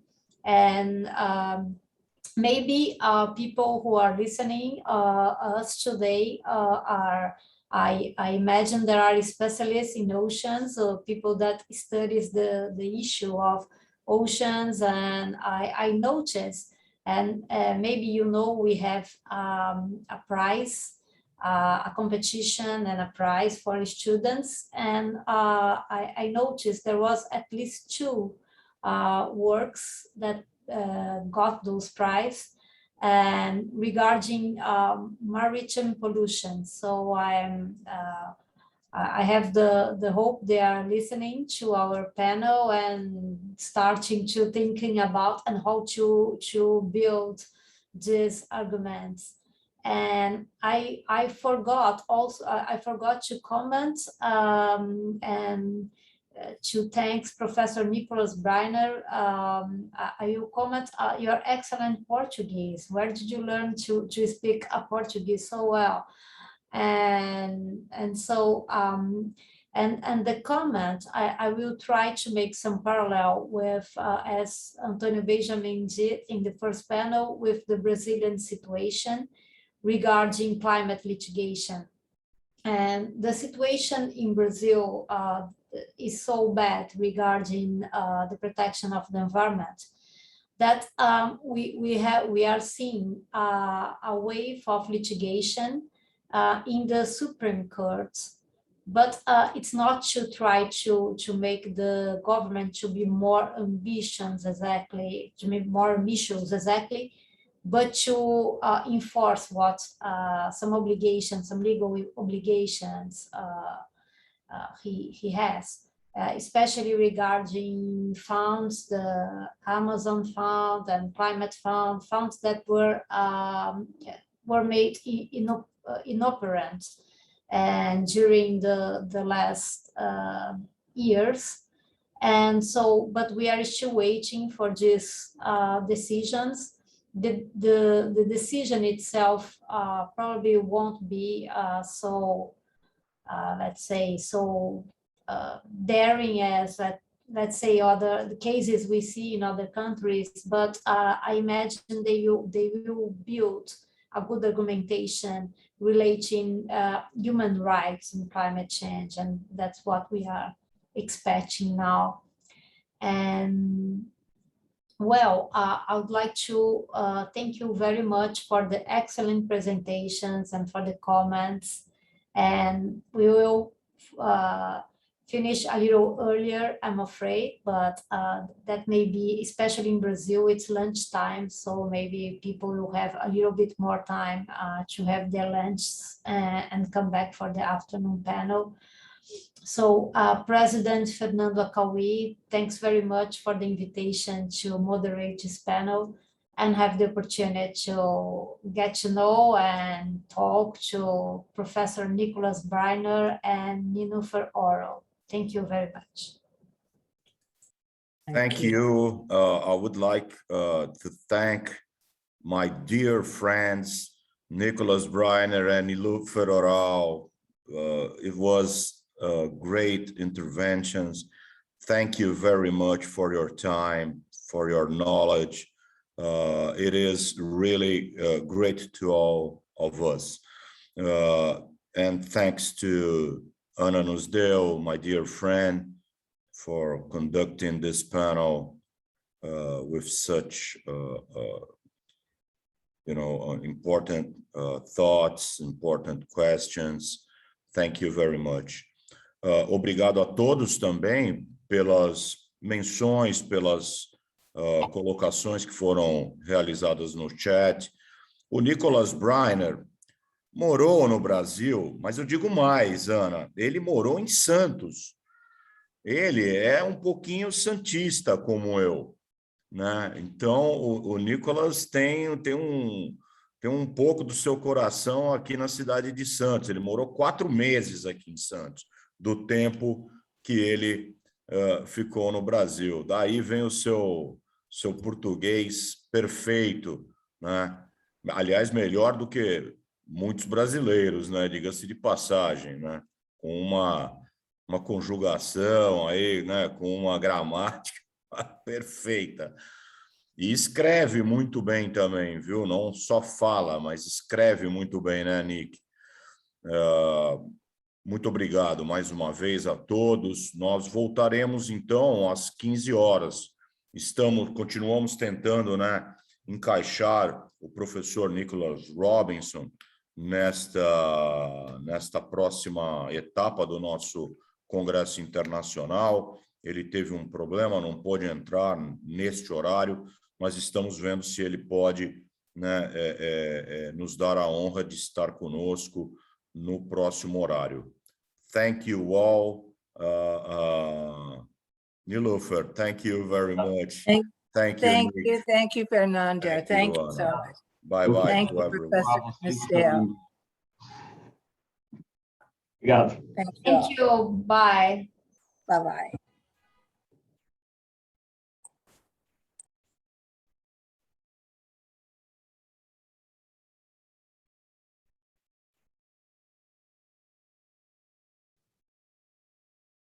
Thank you very much, Anna, for your comments. Great to be with you as well. Thank you, and congratulations for your Portuguese. I think it was better than my English. Great. Thank you. Obrigado. Bom dia.